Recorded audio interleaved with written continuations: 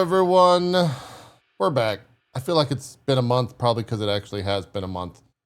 Oh, I thought Co was frozen. He did that thing that he just did to our guest. We're good. We're good. Oh, no, we're good. Man. We're good. Zeke's not here because Gassy dragged him to a disc golf tournament or something. Also, he doesn't have internet. So, like, what are you going to do? He just moved to Texas. Combo. Yeah, he just moved to Texas. He got here I think he misplaced the date by a week because he got here last Tuesday and he doesn't get internet till next Tuesday, till like 3 days from now. So kind of classic Checks Zeke. out. Yeah, classic Zeke. So he'll be back next week and join us there. But now he's at a disc golf tournament or something. He's off hippieing. He's watching pro disc golfers throw disc. I didn't realize you could do that. But that's what he's doing. That's what he's doing. I feel like that's kind of an oxymoron. Let's be real. Professional disc golf. I know. Really? That's really. Look, I guess people will watch a slew of angry letters. People will watch anything these days. You know, ultimately. Before we bring on our guest, Co, how have you been? It's been a while. Like I said, we haven't done a show in like a month. I've been good, man. I've been good. A lot of games, a lot of stuff going on. Emberville stuff is hard and heavy these days, and it's a lot, but it's a lot of fun. It's Mother's Day. Happy Mother's Day. It is. That's right. For some reason, every Sunday the past month, something has happened on like a national level, or something. There's been a birthday. I've been traveling. It's just been Zeke's been moving. We've been busy. But luckily we're getting back into the swing of things here as the summer approaches, which of course means like Summer Game Fest. I guess we're less than a month out from all that stuff kicking off here at the start of June. But before we get to any of that, we will be doing news and games and all that stuff with Co and I after. But we've got two very special guests today joining us on a topic that I can't speak for Co, but at least for me, I've always felt inadequate to discuss.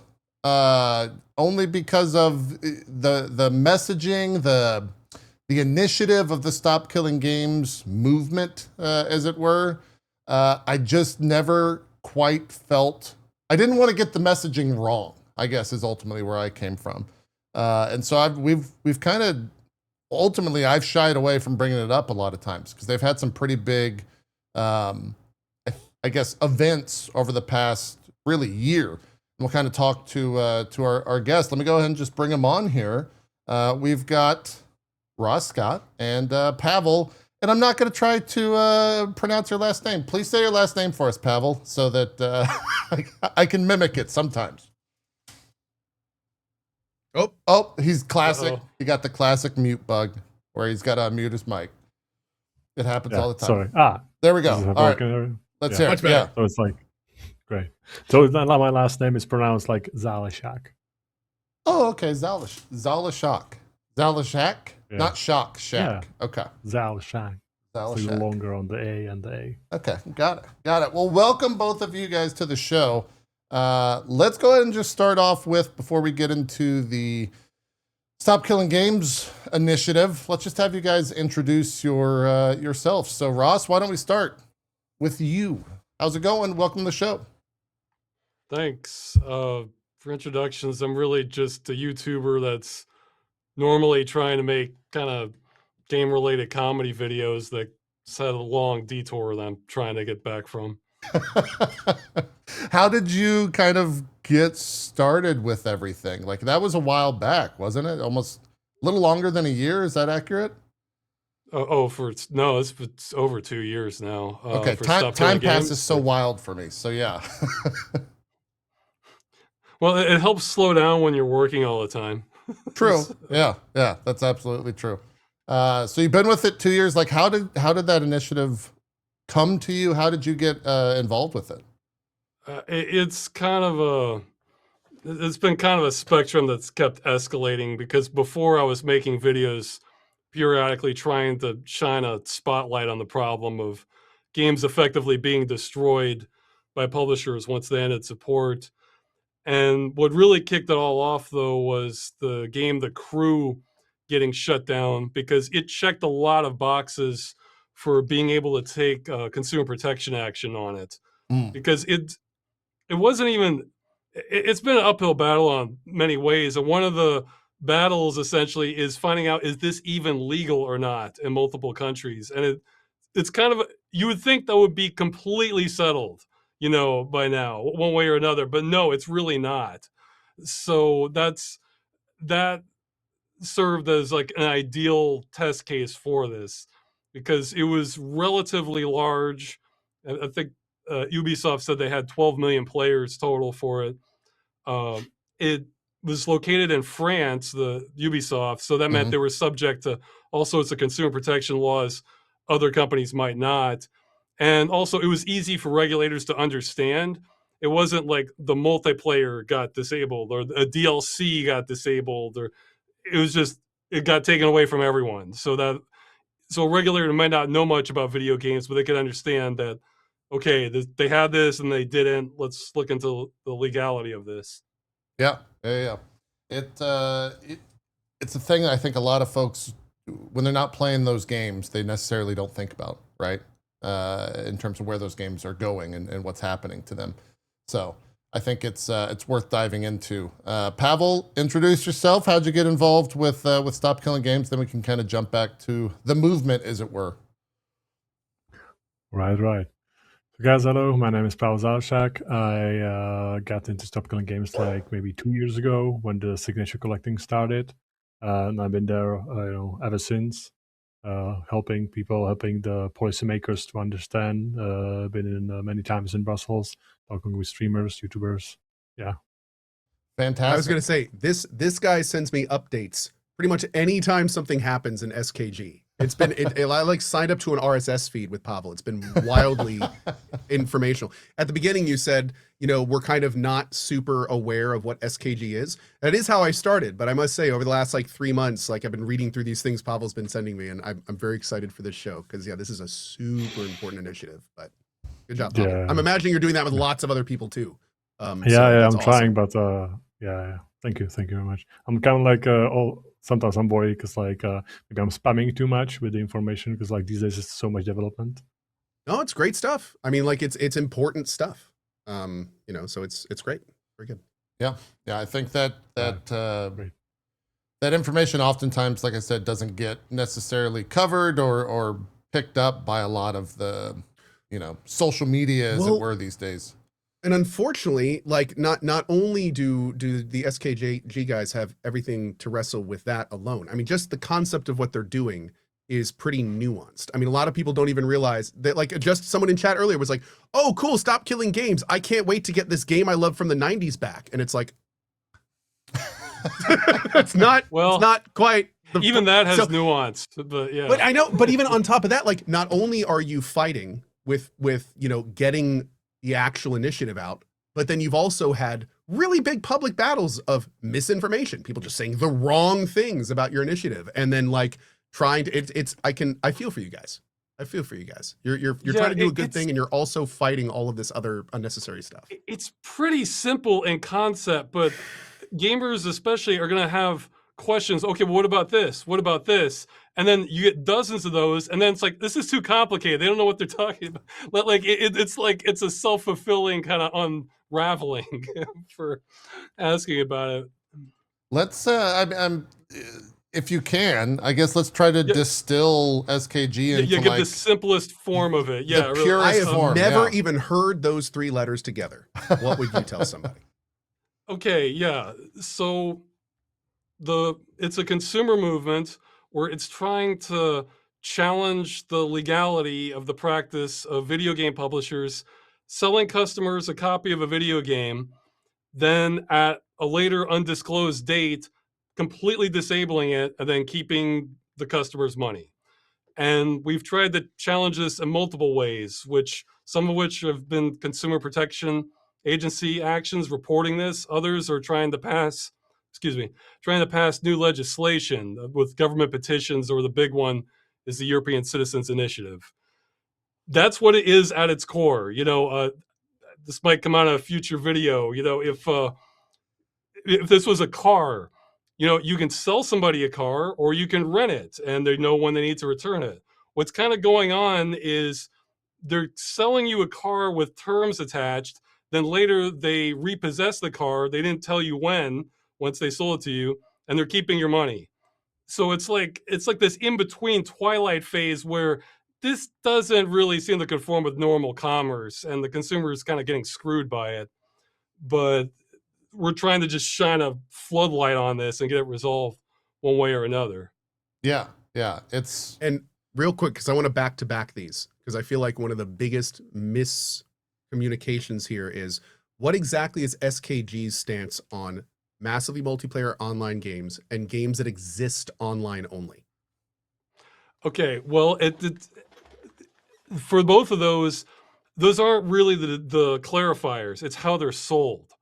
Where because a massive multiplayer online game like New World is one that's getting shut down.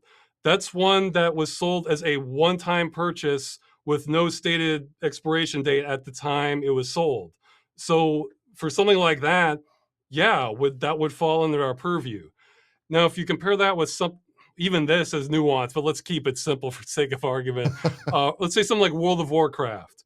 They tell you exactly when your access ends. You have 30 days or 6 months. So that conforms to a normal service. So while we would like to actually have protections for those too, we're probably not going to make headway on that because there's not really a basis in consumer law. That would have to, our only argument would be for cultural preservation. So if they decided to end World of Warcraft, we would like to have that, but realistically, I doubt that's coming for subscription games. Now, for online only games, it's kind of the same deal because online only, it's there's a lot of nuance, but it's a comparatively fluid thing. Pretty much any game can be made to work, without the publisher involved, if that's the goal. Alternately, any game can be made to require to connect to the publisher if you want to. I even brought up an example in one of my videos for Super Mario Brothers. Like, well, if you wanted to, you could have to connect, and the server would contain the information where the coins and the Goombas are, and it wouldn't run unless you authenticated. And so it's much more of a that's not really the distinction we're looking at. We're looking at commerce, essentially, how it's sold, and that's what the law cares about too. The law does not have there aren't separate laws for MMOs or multiplayer versus single player. There are laws regarding how it's sold and maybe what's required to connect to the player and that sort of thing. Yeah. Awesome. Perfect. So it's a consumer protections initiative. You are looking to make sure products are identified properly, are held to what they sold to, and that we aren't screwed as consumers because people are acting the fool over this stuff. It sounds like. I'd say the identify properly isn't even a priority of ours because that's nice, but that is pretty much told within the user license agreement. What we tend to be really what sums up where our battles are in almost all of these online games, you have terms like can terminate at any time for any reason. That's like one of our number one targets, having terms like that, because that likely does trip up against some laws depending on the country. How much of this, from kind of the outside looking in, most of the news around the SKG initiative, community, whatever, is mostly like based in Europe? Is it just, for lack of a better term, impossible in the US to get any headway? Like, have you guys had much movement here and I'm just not aware of it? Well, that's been an evolution. If you asked me this a year ago, I'd say that I just saw no openings at all under the law for the United States. It wasn't technically impossible, but every lawyer we talked to said that basically nothing less than an act of Congress is going to fix this, right? Due to how it's set up. The reason we've been focused so much in the EU is because just the consumer laws are stronger there, and what's going on might actually be violating existing laws, just that it's never been tested. It's a legal gray area. So that's where almost all of our focus has been. But that said, recently, within just the past couple months, I can't really take credit for this other than say, yes, let's do this, from somebody else. in California, there's a bill being proposed to, it essentially mimics a lot of what we have going on in the EU, where it's saying that the publisher needs to, actually it's mutated from the draft version. Its current form says that it would have, the publisher, once they discontinue a game, that if it's not a subscription game and it's not a completely free game, so like no monetization or anything, and the game requires you to connect to the publisher in some form, so it's not something you can just run offline or run private servers with no connection anyway, then they have to either, basically make the game, modify the game to make it working in some form, or essentially give a refund to the customer. Now, that's actually hardened from the original draft. We were originally giving them more options, which was we were also accepting the equivalent of repair instructions. So if they didn't want to modify the game, but they did release like all these networking protocols so that somebody knowledgeable could create a server emulator without too much hassle, that was an option we proposed. Also, we proposed just compensation in general, where it wouldn't have to be a full refund, but they might give like stored credit or give a similarly priced game. And even then, we were softening it to allow, make it only for those who did have complaints, and wouldn't mandatory make it immediate for everyone. But we don't get to control exactly what goes into the law. We just kind of give the proposal, and then from there it kind of mutates on its own due to political factors. That political factors, I think, carries a lot of weight in that sentence. Yeah, I mean, even then, even that one, I feel like has a long road ahead of it. There's so many potential pitfalls I could think of in the U.S., but it's possible. And also, part of our consumer protection action was also in Australia, and we also, with, at the moment, I'm in the dark actually as to the details, but as I understand it, things in the UK might actually get a second win for being able to bring this about legislatively. Got it. Okay. I guess the next question is like, how do you even approach any of that? Right? Like how many people do you guys have kind of working behind the scenes to approach this? Because every country has different laws. Yeah, it's got to be a monumental effort, I feel like. Yeah. It's like the inner circle of the people like on the ECI and like currently on the new NGO form stuff. It's like, let's say like 20 people, okay, 25, something like that. And then the community server itself is right now something like 7,000 people, which you could say is like volunteers, fans, people who just want to support us and stuff. Yeah. So it's like, it's kind of a huge effort in the inner circle. Yeah. In the EU, there's also a lot of people working with Moritz, like politically, like for legislation though. So it's, I think he has a few hundred he mentioned for that. Oh, wow. Okay. Yeah. And is that just people kind of doing it out of the passion for games? Is that where kind of all this stems from? Yeah. Because people like got tired like after the years, and suddenly we as gamers have a voice, and it's kind of built into great momentum. So it's people want to join, and all those kind of years is like corporate getting like a lot more like a power. So it's like these days the gamers really passionate about it, and from let's say the UK, the NGO we just established, has been because the gamers voice, the movement already in there has been doing these steps. So they just kind of like reached to us and was like, hey guys, like we want to join you. It's like, okay, well, let's make a NGO with you. And suddenly we got the UK NGO. It's like people are trying to connect with us. And also we would need like more people if you want to like put it in the global scale.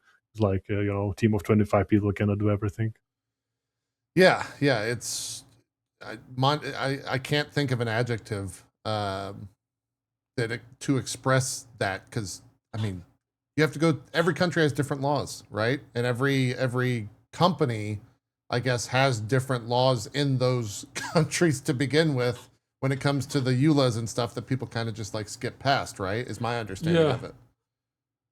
We don't, well, see, that's part of the strategy, is that we don't actually have to win in every single country to, I think, largely end this, because if there's a major market, especially the EU, then I think what would happen is that if it became a requirement for publishers to have end of life plans for games that they have to connect to them in order to sell there once they end them, I think what would happen is that once they shuttered a game, they would probably roll out the plans globally because the work will have already been done on it. So even if it doesn't become law in the US, because it is in France, Germany, and Spain, etc., they'll think, well, okay, we'll just here's the US version. We'll roll that out. Fine, we're done with it. We don't have to touch it again. Yeah. And Okay. I That think makes sense. that's the, yeah, I mean, yeah, if a company really didn't want to, then they still could, but it would be such low effort and it would be, I think, pretty bad PR, I think, if to just say, okay, yeah, France gets their copies, but everybody in the United States can go to hell. Like, you know, so I don't think that would, Yeah. I don't think that would create like a great image for the. That makes a lot of sense. What is like the, I guess over the course of the past 2 years, what's been like the bigger points in terms of, are they, does it occur when you focus on a game particularly, or does it focus on just like the general movement? Like, I guess, what are the big moments and how do those happen for what you guys have been trying to do? Okay. Well, I can take it, Ross, if you want. It's Sure. we kind of like we kind of went through the first momentum boost when we launched the signature collection, and I kind of dropped our initiative into Asmongold subreddit, and 3 hours later he react on it, and the video went to like million views, and then they start to react with each other on like pirate software and stuff, you know. So kind of like back and forth, and that created the momentum, and we got 400,000 signatures for just August. So it was like pretty crazy, and and we were thought like, yeah, well, we're getting signatures. It's like that's like no problem. Just sitting down, just looking for the signatures, and suddenly the momentum kind of went down. It's kind of like that, I would say, and yeah, like until then, like we got like 100,000 another to like the June, and then the Ross made the video at the end of the Stop Killing Games, you know, and then everything is falling and stuff. So yeah, that kind of like woke up the internet and the community, and I remember the Most Critical made a huge video about it, and Louis Rossman and people all around, so just kind of like woke up and everything, and we got another 1 million signatures till the end of the collecting. Wow. So yeah, that was huge. Yeah. And then can you kind of talk about the signatures and what those signify, and also like what they did and what they're doing in terms of getting people attracted to SKG, but also what it means? There's many different avenues. The signatures actually aren't as in, well, people can't sign now. It's see, there's kind of two different avenues we've been taking. One is to try to get new law proposed, and one is to get existing law to look into this and enforce it if there's a violation.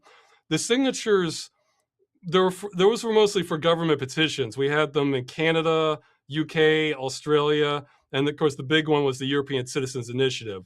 That was a huge one because that one required 1 million from EU citizens.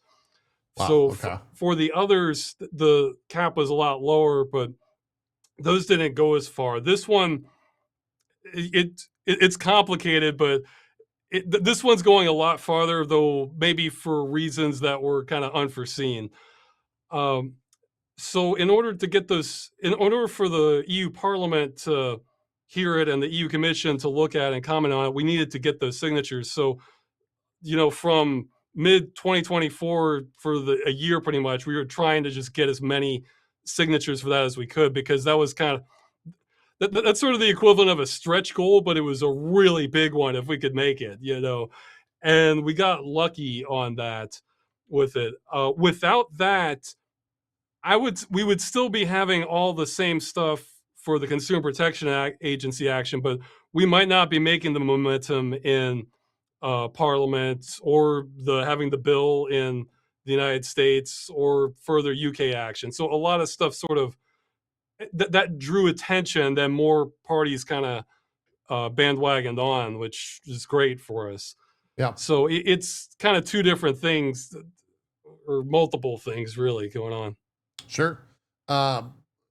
in terms of the actual, initiative meeting with politicians and lawmakers and all that, first things first, like, do they know, like, I don't want to sound like not, do they know the aspect of gaming, or do you have to like present that to them to begin with? Like, this is an online game. In order to play this, you have to connect to a server. Once you connect to the server that's hosted by the company, like, how involved do you have to go with that?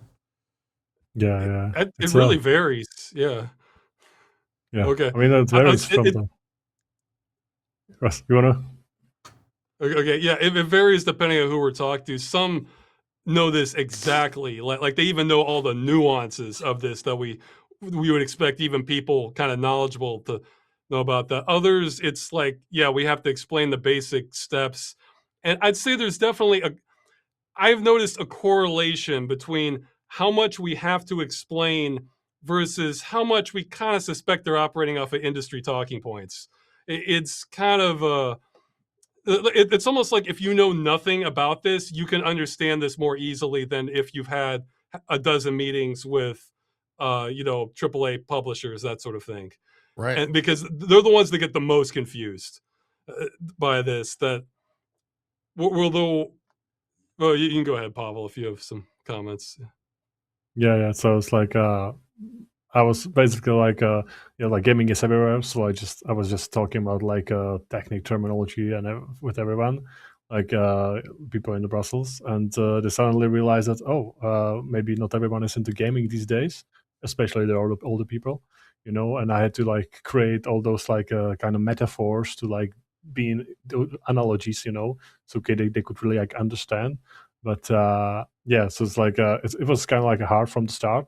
So and then given like a few speeches there and like communicate with them on a daily basis, I kind of like learn those analogies like from the top of my head and just throwing at them. So just like focus on the topic and kind of like build like what we are trying to do from here, like just little basic analogy and then the technical, more technical, and it's just it's kind of like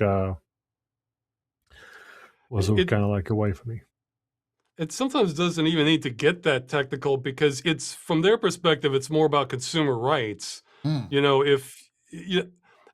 technical aspect only comes into play more is if there's a narrative that this is impossible, then we have to kind of go in and explain how it's not. But actually one analogy I use, if they're not familiar with this at all, that's pretty close is, if you buy a book, and take it home, the publisher and the author still own all the intellectual property rights to that if they want to republish it or use it for other things, but they can't come into your home and take back your book.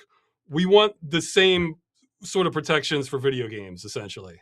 Yeah, that's one that most people can understand. Yeah, and you compare that to, not compare, but you think about the landscape of video games, like everything's online, right? And so the second that they restrict that check, as it were, I think, what was it, PlayStation, that there was something that came up with PlayStation a while back that I think is now no longer happening, or was never happening to begin with, where they were going to do like monthly checks on games to where you have to have internet access or something like that. Like, I think that still is happening. It still is a thing, to my knowledge, but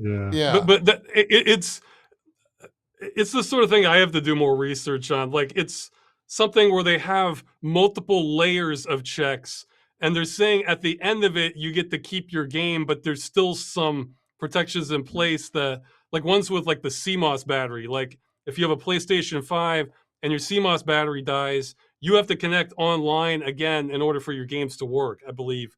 But even then, it might be some games or like ones past March or something.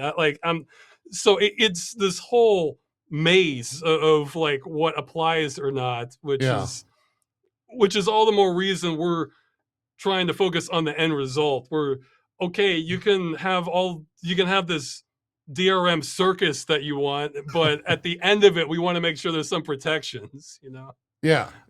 It's, with digital being kind of the number one way to acquire games, I'm sure that kind of gets even more convoluted for you guys. with physical games not necessarily going away, but they're not in the majority anymore in terms of how people acquire them. I'd say it's not. I'd say there hasn't been like that meaningful a distinction for a while now, because like The Crew came digital and physical. You know, Sure. you have games like Destiny, the Division. You know, one of the Need for Speed games from 2015. Those all have physical copies. Yeah. And if they cut the servers to them, they're all coasters. Sure. So it really all comes down to whether you have to connect to the publisher in order to run the game. And on the flip side, you have DRM free games sold digitally that you can download them, and that's it. They're yours for life, you know. So yeah, maybe it comes down to education to people like me, because what you just said makes perfect sense. I've just never heard that explained in such a way. Yeah, well, the education thing, it's kind of a, I almost look at that as like the wrong direction, sort of. Like, it's not that that's bad by any means. I'm not trying to say that. Right. But it's more like, you know, I have seen that argument that, oh, the problem is you're not being educated on how you're being screwed. You know, it's like, well, we'd rather just not be screwed. It's like, we understand the dynamics of what are going on here. It's just that we want protections at the end of it. And plus, I'm also sympathetic to people that, you know, these are games. They're probably buying them because they want to unwind and have a good time and kind of maybe turn their brain off. Yeah. You know, so they shouldn't have to go on this research journey to find out, oh, will my game work in a year or 5 years or something like that. You know, if you go to a movie, you're not looking up like what projector lens was used and is the movie going to stop working halfway through the show. You know, it's like you're judging it by like, oh, does this look fun, you know, or am I interested in this, that sort of thing. And I kind of feel like that's where the standard should be for the average consumer for games. Sure. Yeah. I'm someone that kind of covers the news day to day, alongside not being or not feeling adequately prepared to kind of discuss the Stop Killing Games movement. There's also the idea of like, a lot of people just don't want to hear about it, right? Like a lot of people, like you said, just want to play their game. And then the second that they're done with the game, they just move on with whatever. They don't think about anything, like you just said. Yeah, that was a big problem with us getting signatures, but that's kind of expected, you know, like if they're enjoying the moment and they move on to something else, it's not really their problem, but that same crowd isn't going to be vehemently against this either. They're just like, Totally. okay, yeah, whatever, you know, so that's fine. You know, it's not, I don't blame anybody for not thinking about it, but we still want protections for the people who are, because you're going to have people like that. But even among that crowd, there might be one game that they're just a diehard for, and yet for sure they're going to want to come back to it in years, or you know, that's their game. And the thought of that getting removed when they've paid money into it, they can understand that that's not a good situation. Right. Yeah. Absolutely. Co, any other comments, questions for Russ and Pavel about all this? This has covered most of it. I did see some really good questions from chat. Like for instance, somebody said, is SKG a reclassification initiative? And I thought that was an interesting question. Not really. It's kind of, yeah, it's an interesting way to think of it. It's kind of forcing, I mean, you could look at that in a certain light, but here's the thing. I mentioned earlier about those, you know, the subscription games where you're told exactly when it ends versus the others where you're not given that. You could argue that it's kind of forcing publishers to kind of choose how their game's being sold. Are they really running this as a subscription? But the thing is, there are very few games that are run like exclusively as a subscription now. Like the market is just, I think we found like 12 or something like that. And like, I think there were more in the mid 2000s than there were now. And what they found was that those either failed or they ended up switching to like a free to play model, because most people don't want to pay money every month for one game. So, I mean, you could argue it's reclassification, but that's kind of, that's not really the core of what it's about. It's more about just getting some basic protections for all these kind of in-between games where they're sort of playing both sides of it, but at the end of it, the customer loses their game. So it's kind of forcing them to conform to existing consumer law or clarify consumer law, I guess, to address this exact situation. Awesome. Another kind of interesting question, and you kind of alluded to this a little bit in the discussion, but I'm just kind of interested. Does physical medium play into this at all? Like, does it mean anything if a company gives somebody a physical CD and then turns off that later? Or like a physical medium? That might in some countries. In Australia, that could be a bigger deal than in others. But for the most part, no, because you're still making the purchase, whether it's digital or physical. And if the company's deliberately disabling it afterwards and you weren't informed when that was going to happen when you bought it, just that they'll do it whenever they feel like it, then it's all kind of the same problem. There could be a few countries that makes a distinction, though. Awesome.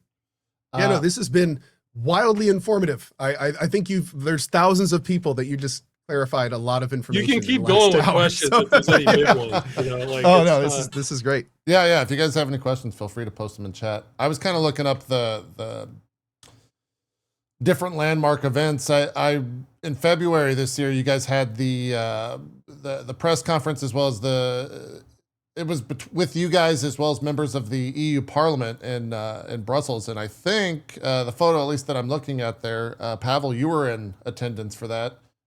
Were you also there, Ross? I can't tell if this is you with the ponytail slick back. February, there was the press conference and there was a talk with the EU Commission. I was not allowed in for that. Pavel was, I believe, right? Yes, yeah. It looks like he's in the photo. Yeah, so Pavel? He better with that flag. Yeah. What was that process like for you, Pavel? The handover or the hearing? I mean, either one, really. I feel like they were both kind of big moments for sure. Yeah. It was a really great moment indeed. For me, there was two commissioners, which doesn't really happen like often. If you present initiative, there's usually only one. But we had also the Hannah Berkunen, which was really great, like to show her support. So we had two commissioners for the one handover. We presented the initiative. They had a few questions also from the people from the commission itself, I think it went pretty great. They were supportive, and I was also really surprised when they kind of like saying, talking about the initiative, presented it in the beginning, and the commissioner himself presented some like compelling arguments of ours. So that was like kind of great, because like, we don't need to like present it anymore, some of them stuff, because like he already knew, and he said that gaming is running in his house, kind of like. So I think they like already understood like what we are there to talk about, and it was a very pleasant time. Was that Michael McGrath? Is that who you were just referencing? Yeah. Okay. Yeah, that was it. And also Hannah Berkunen was there too. Yeah, Hannah Berkunen. Yeah. I wasn't there, but I've actually heard something different where it's kind of 50-50 inside the commission, where half see this as a consumer rights problem and needs to get fixed, and half are kind of thinking, just to sum them up bluntly, intellectual property rights above everything. So it's kind of the way I would copyright above everything. So, and this is why I have a little more faith in courts in the long term, because I don't think that's how the EU law operates, that it's just 100% in one direction for rights at the exclusion of everything else. But it's a coin toss right now, as I understand it. Couple quick ones. The first one, did you guys coordinate beforehand or go together when you guys bought the same ceiling lamps? Yeah, I'm seeing chat is like everywhere. It came with the apartment. That's part of SKG. Wait, did yours too, Pavel? Because that'd be perfect. Okay. Yeah, okay. Like if you join the SKG, it will completely get over. Oh, you get your free lamp. There you go. Look at that. Yeah. Free complimentary lamp at SKG. Yes, totally. So here is a big question that I've seen over and over, and this is going to be a two-parter. The first one is, what is the best way that a gamer that learns about SKG can support it? And my follow-up is, What does that support look like to you? What is the best avenue of support? Is it like spreading the word? Is it monetary? Like how are you guys dealing with that right now? Unfortunately, I'm the wrong person for. There's someone else who could answer this much better that helps us, but he's pretty busy. I'd say right now the best thing is to go to stopkillinggames.com, and there's a Discord or a contact form, and on there, I don't even know the full contents of that. I basically handed over the site to the NGO right now, and they're running it. Yeah, how to help. There we go. I think you scrolled past it. So Perfect. Yeah. Okay, perfect. because right I there. don't So the know how to help because there's section so of our many of the gears. website. There's so many gears turning on this now that the thing is, I never really wanted to do this, like kick off the movement. I just knew I'd regret it more if I didn't, act on this when I saw there was an opening. So now that we're getting more people who are much more politically savvy than I am happy to unload this onto them and just essentially follow orders once it comes to what we should be doing.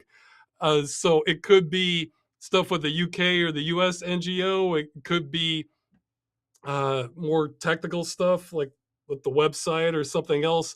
I'm actually not sure at this point. Earlier, it was getting the signatures. That was the clear way we could do it. Now, I mean, spreading the word certainly won't hurt on it. I mean, keeping the members of parliament and I guess in the U.S. Congress, they like knowing people are interested in what they're, passing laws on, especially since gaming is going to get probably much more attention than something like zoning codes or something that's pretty dry that only like a small, that are important, but only relatively niche amount of people are going to be following. So, Right. yeah, actually, one thing I do know that I think we're not ready for yet, but that's one of the plans is later we want to be able to contact, especially this for the EU, for them to contact government officials in their own country and then let them know that they're in support of this, because that could help with getting attention on this for the EU Council later. That could help a lot. Pavel, you remember? Can you think of anything specific or? Yeah, I think for the countries like we contacted with the people in the US, the California bill. We can talk about it like later. Yeah. Also with the people in the UK. So I think someone from the Japan, like some politicians, supported us. So we kind of want to kind of get in touch with them, and maybe they'll be interested. And yeah, so like I don't know, maybe I think there are also some Brazil stuff coming up. So yeah, it's like SKG Global is like really turning into global stuff. So awesome. just to be clear, for the sounds of it, as a kind of a more concrete thing for these people in chat, it sounds like one of the best things they can do is join the Discord, because I'm assuming any future stuff is going to go through that Discord. There's definitely a stay tuned aspect to this. Like another thing I'm hoping we can do is, I mean, if we get enough help with it, kind of what I did for the crew in 2024 with New World coming up, I think I saw that sold 17 million copies. So that would be a prime example to have like a full guide set up of how to contact consumer protection agencies depending on your country and that sort of thing. So that would definitely be another big target. If we had more resources and things put together, we probably would have had it on Anthem's shutdown that had 5 million in sales. So there's definitely, join the Discord is probably the best thing at the moment. So. Yeah, great. The Discord, and also our subreddit, which we are making the official announcements for our community. Oh, nice. Okay, and that's awesome. is that just r/StopKillingGames? Yeah. Okay. Likely, yeah. Perfect. Yeah, go check that out. Awesome. I'm trying to think. Like one of the things, Pavel, you were actually talking about is today the anniversary of the Halo 2 shutdown? Yeah. Like today, tomorrow. Is it tomorrow? Like it's like 16th anniversary of like server shutdown of the Halo 2. Yeah. And there's is it it's the Noble 12, I think is what it was, where it was like the last 12 people. 14. Noble 14. Okay, I apologize. That was one of those things too where you shared it and I was like, I didn't realize any of that. I want to clarify. We're actually okay with any company shutting down their servers, for a game that they're supporting. They would need to have some provision for the player afterwards. So in the case of Halo, enable a patch with either like peer-to-peer hosting or have a server client option. The server actually wouldn't even necessarily have to be run on the same platform that the client was. So if they said like, okay, this is meant for a Linux server somewhere, here are the requirements. If you want to, we're enabling the client on Xbox so you can connect to an IP address, and then we're done with it. From here on, it's all in your court. That would be an acceptable solution. So I just wanted to clarify, that's the biggest misconception we've had, is that we're insisting companies support these games indefinitely or keep the servers running. It's just that they need to make it not impossible for the customers to run it in some fashion. Or on the flip side, they need to be fully transparent when selling the product, that the servers could be down in the future. You're buying time, that kind of thing. How do you feel about fully that? Transparent and give a date when it's going to go down. Yeah. And I think that in itself is going to really discourage. I think that makes having an end of life plan the path of least resistance, because if you put a date on it, this game ends in 3 years or something, well, that's going to reduce sales because that forces customers to think about it then. And also, if the game's a runaway hit, they don't want to end it after 3 years. They want to keep making money off it. Whereas if it's a flop, they want to end it a lot sooner than 3 years. Right. So it's just having an end of life plan gives them that flexibility that they can run it as long as they want. So the end of life plan is more of a way to make sure that the developers have a solution that's not going to be something they have to pour a lot of resources into, and at the same time not discourage them to, say, make a multiplayer game. Yeah. Okay. So for the European Citizens Initiative, that's not retroactive. So in other words, any game that's out now, well, actually, there's nuance to that too. But any game that's ended, any game that's ended, it's not coming back. Yeah, here, I'll try and speed run the full nuance here. So that means if you're planning to sell a game in the future, like let's say it goes into effect 2028 or something, that means you should have an end of life plan. If it's a game that requires a connection to you as the publisher or affiliated parties, you should have a plan to disable that or have some alternate method of running the game when you launch the game. I don't think we have any plans to police them at the start of the game, but while they're supporting it, they can run it any way they want, even as it is now, and require all the connections and so on. But at the end of that, they need to be thinking ahead of that. And as I understand it, if that's part of the design document where this is going to be a requirement, it's comparatively easy to implement that. Whereas if this is a game you launched 5 years ago and you had no plans whatsoever for this, yeah, that could be a small nightmare. So it's we're not trying to discount how much work that could or could not be, but it's a hell of a lot easier if it's known from the beginning, because then it becomes a requirement, kind of like the hundreds of other elements to a game. And in fact, as I understand it, most games, even online only ones, have local test environments for if they need to test certain things rapidly, or if Amazon servers did go down for whatever reason, they're not dead in the water. If they've done that, that's probably over half the battle right there. Now that's for the new legislation angle. For the existing law angle, if companies have been violating the law this entire time, then there's not really a time limit on that unless there's like a statute of limitations. So when people are talking about, these old games are going to come back, very unlikely. But if there was one that really rubbed people the wrong way, that it motivated thousands of people to have a class action lawsuit, and that was found to be unlawful, even then they might still wouldn't bring the game back. But then there could be penalties for that, which is kind of why we're pushing the new regulation option to make that much smoother and less disruptive for everybody. But we're just trying to get a win any way we can on this. Sure. Yeah. A lot of people in my chat have brought up free-to-play games and the idea of like microtransactions and stuff like that. Sure. Can you talk about that? Okay, so for free-to-play, It kind of depends. If the game is completely free, like I think, somebody correct me if I'm wrong, but I think like Realm of the Mad God is an example where it's free. You go on, they're not selling you anything. It's just a free game that runs online. If it's like that and there's no commerce involved, this wouldn't That's Path touch of it. Exile. You can make any. Yeah, this is what? we're talking about Path of Exile, right? Okay, no, Path of Exile is different because Path of Exile, the base game is free, but it sells microtransactions. So you have, so if you want additional characters or you want skins or you know, so you're saying free to account play features. with no microtransactions, just totally with free. no microtransactions, completely free to play. Does that exist? Path of Exile, once you start selling microtransactions, then it becomes the same kind of dynamic where, like, let's say you bought like a sword or something in the game. Well, if they shut down the game, you're still not entitled to the game directly. But if you bought that sword or you bought that character slot or whatever, well, in order to use that, you kind of need the game in some form.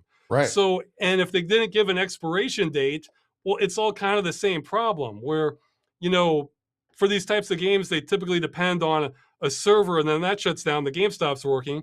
Well, the microtransactions depend on that game, which depends on the server. So it kind of has a cascade effect on there. Now, the exception is if they, I guess there's a few of these. If it was a microtransaction that says this expires after 30 days, so it's a use it or lose it thing. If it was like that, then probably would be exempt, but I think the vast majority of them aren't operating that way. So this does actually come after free-to-play games that are monetized for the most part as well, because it's all commerce, you know? Yeah. So. Got it. Yeah. I mean, it's essentially still, it's money going into the game one way or the other. Whether you're buying it or you're buying an item in the game, it still requires the game online to play and also to use the item is kind of what you're getting at. Yeah. Okay. Sorry, I'm trying to wrap my head. I'm starting to understand how much of an undertaking it is.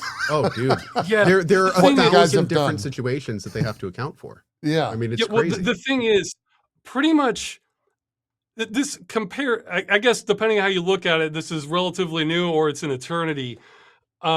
This practice, none of these kind of fringe cases, these practices ever really existed until around 2005.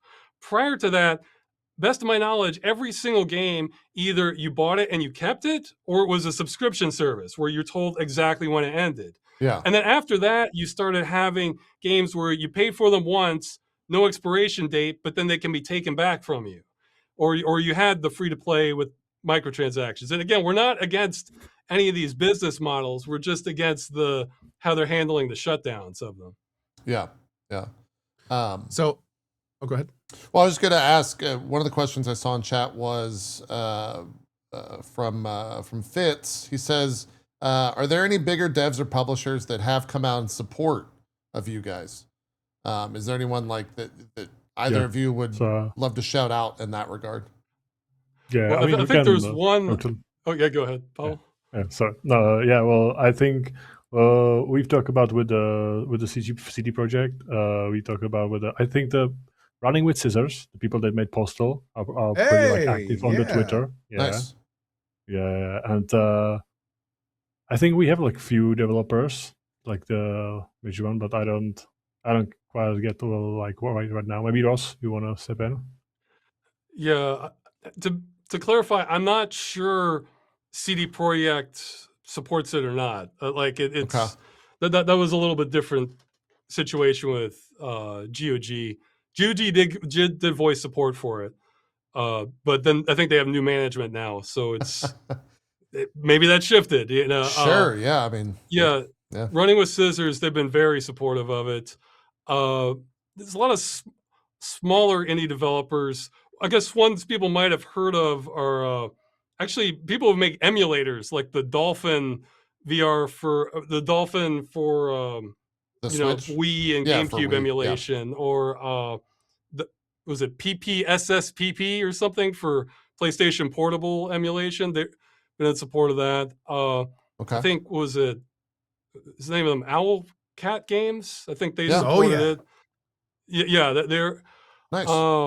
It's my favorite though, which is hearsay. Though I have evidence to think that it's real.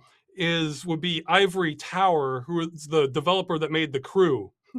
So this is the game that got shut. Oh! They can't.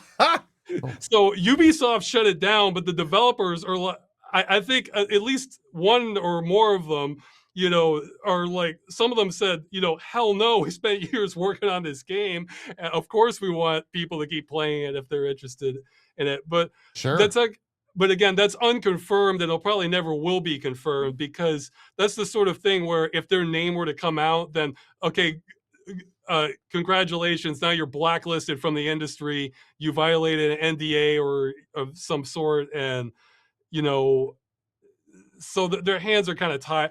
Pretty much, the bigger the developer, the more I think their hands are probably tied on this. Yeah. Or even though they might, Yeah.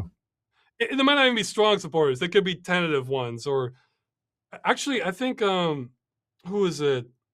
Oh, Yeah, geez, I I forgot can- his name. It's like Mark Dara or something of BioWare. Oh, yeah. I don't think he gave full-fledged support, but he was absolutely in support of having this conversation. Like you know, so Sure. which yeah, we'll take that. You know, it's like that. This is worth talking about. That you know, not dismissive of it.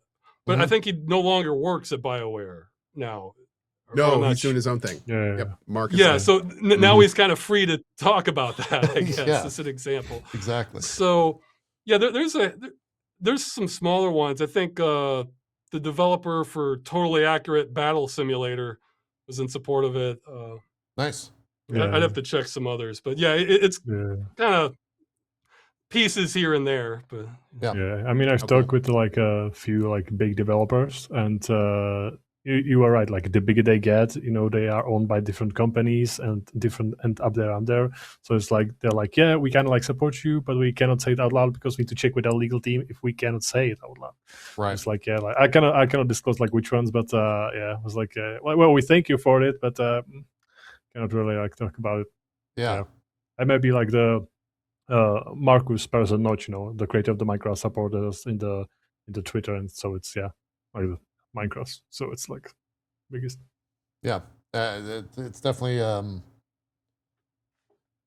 a lens into kind of like how video games have just skyrocketed into these monolithic companies, right? Where, oh, I got to check with legal before we comment on that. Right? Like that's it's how it is Many these talks days. with those kind of stuff. it's the sort of thing where, for some, this is really radical. 20 years ago, it would not be. You Sure. know, Yeah. so- Well, more money, you know, it- into the thing, I think kind of breeds that, right? The second that you Yeah, I feel like we've been kind of going down the wrong road on this issue for preservation and just not destroying the game a long time. So you kind of have ecosystems formed around not exactly destroying games, but just having no consideration for Mm. what happens once support ends. Yeah. Some more questions from my chat. A lot of these are it's the classic chat mindset of poking and prodding at like the formula. You can ask whatever. It's Yeah. fine. So that they want to know, like, what about online games that change so much over time? That it's not what you bought in the That's- first place. okay. So like Ultima Online over the years, or like is the idea of a classic server something that needs to be brought up for any type of game? when Yeah, they go to add to it? that's a good question. That is one of our gray areas. Yeah. That okay. So a little bit. It depends though.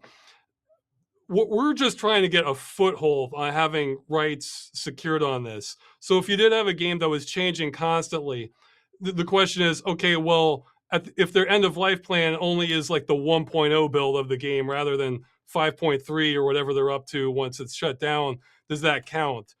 That's kind of an open question. I think in our case, we would lean towards yes, because we just want to have, you know, something secured on this end. That said, there are a couple caveats. One is if there was in the EU at least, maybe this might be more possible in the United States, if there was kind of a malicious compliance to it, where you know, if they have a patch at the end that removes 99% of the content, well, the metric we're going for is reasonably playable. Well, if you removed 99% of what was advertised to the players, yeah, that's not going to fly. But the case, and the other case is where there was a financial transaction about that change in content. Like there was as I understand it, there was an expansion for Destiny 2 at one point where later through the process of the game, they removed like 95% or more of the content that was in there. Like removed the levels, the storyline, maybe some of the weapons or items. If it's like that, where you paid for something that was clearly advertised what you were getting with it, then yeah, I think that would fall under our purview because then it's much more actionable. But the real gray area is stuff where you buy a game that's changing or you bought microtransactions in it or something, and they remove, let's say, 10% of the content, but then they're adding 10% new content. That's a big gray area. Where we'd of course love it if they could have kind of milestone releases, at end of life or something like that. But that gets into such a tricky scenario that we're just trying to go for the black and white stuff. And if we can get a foothold there, maybe something like this could be addressed later on. But I would be very surprised if we were able to get like full coverage of those scenarios in one swoop.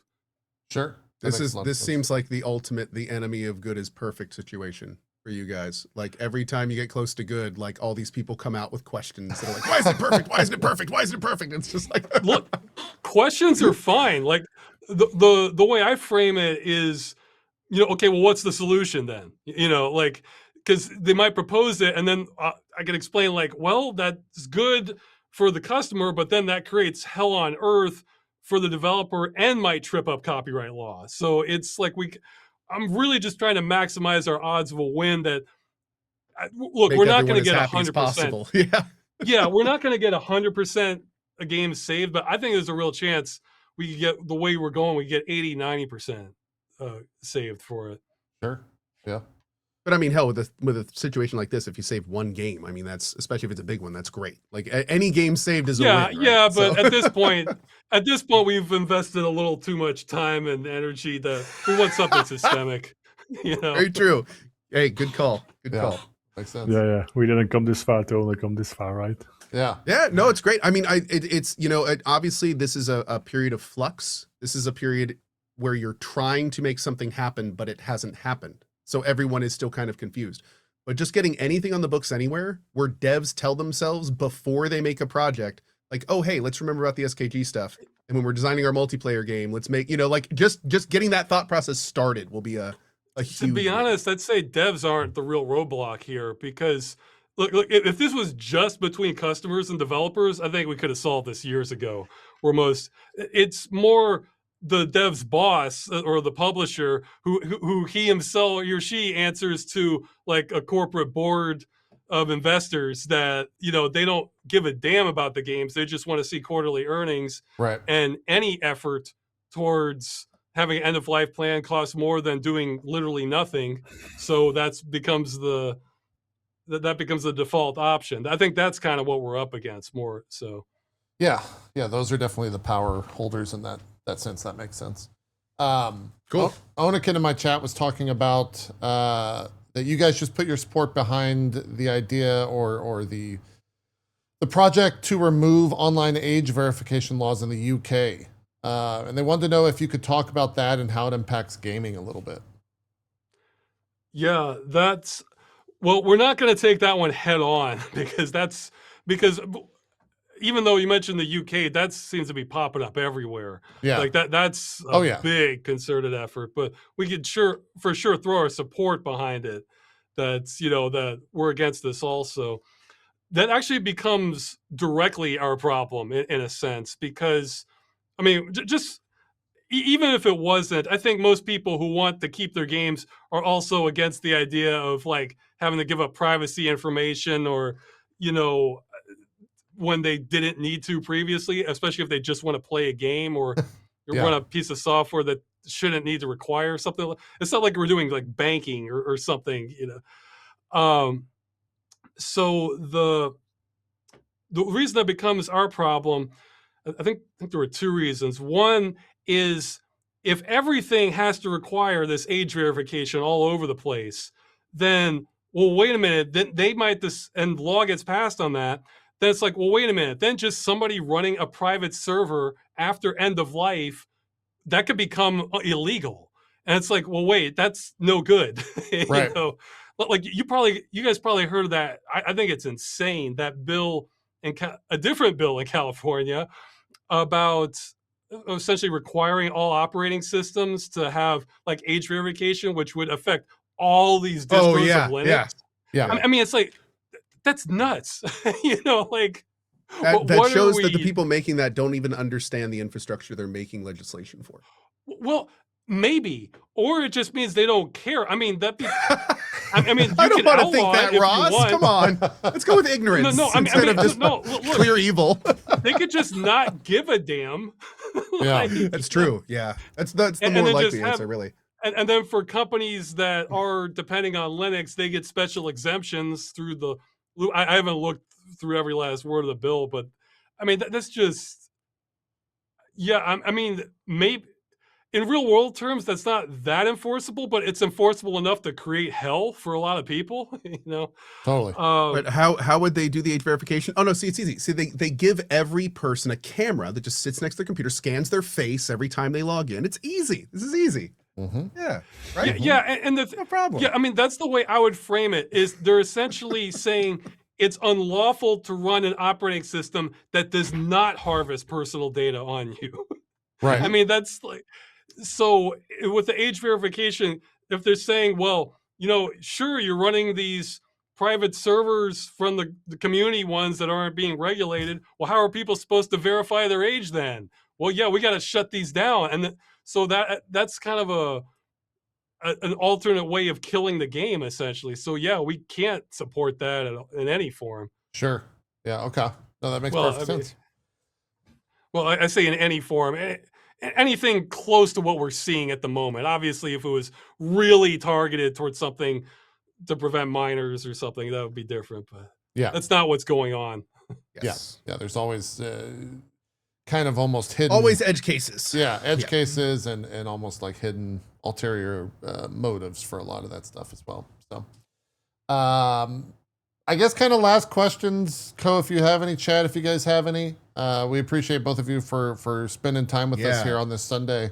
And I don't know I can't speak for Chad, I can't speak for Co, but I definitely feel a lot more educated than I did 90 minutes ago on this whole process. Well, if there's something that's still bugging you, you can ask. Like you, yeah. Like I answered it, but you're like, I still don't get it. You know, like. Well, does that kind of extend to chat, right? Can they contact you at all? I guess the Discord Whatever you guys mentioned. I'm sure that conversations call was always rolling in that regard. Just to be clear, your initiative does not call for any kind of post hardware requirement updating, correct?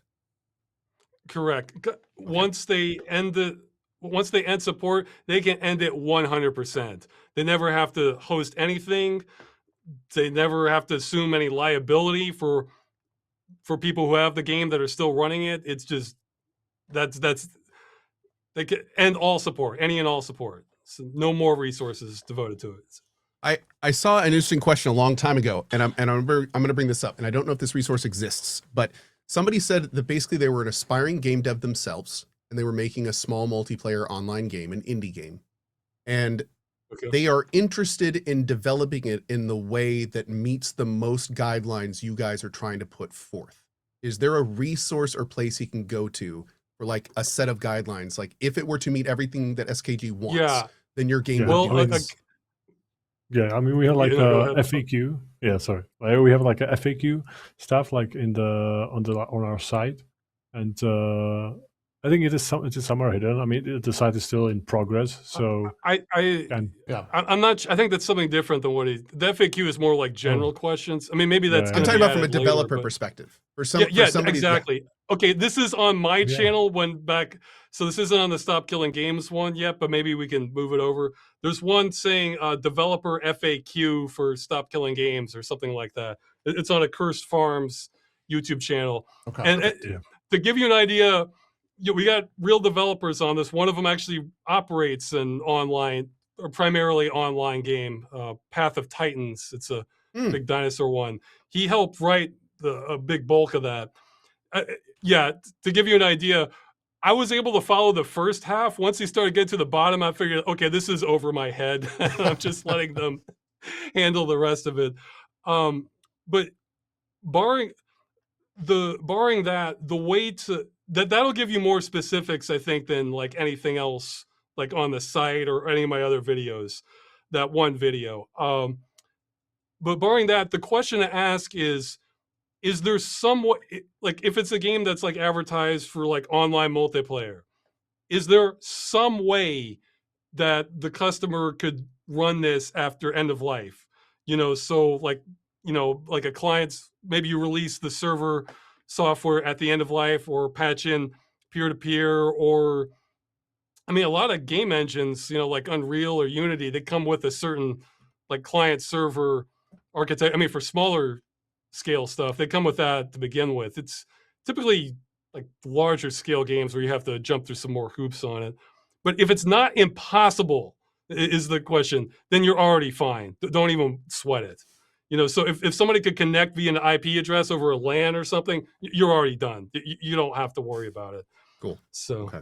Cool. Awesome. And if you don't have online multiplayer, you're also already compliant, provided there's not some DRM in there that requires you to connect at the publisher, which you can still have. It's just at end of life, it has to be disabled. And another quick question, slightly redundant from earlier. We did ask the best way to support you guys, but this is an answer. The best way to follow Stop Killing Games. Now, unfortunately, we don't all have Pavel in our DMs giving us the best updates when we need them. But is there like your Twitter account? Is Discord the best place for all the news? If someone wants to get all the most up-to-date info on the initiative, what's the go-to? Yeah, I mean, you can go for the Stop Killing Games Twitter and Stop Killing Games subreddit. It's just like the public, we're making like public announcements, and you can find out everything you need. And also, so we sometimes like publish from our own like Twitter accounts, like from Ross, like Kuzfav, or from mine, like Zmizik. And also, don't make me the source of news. I'm just signal boosting. Like, Stop Killing Games Reddit would be like way better, I think. Yeah, okay. yeah, Reddit. Okay, yeah. Stop Killing Games Reddit. Perfect.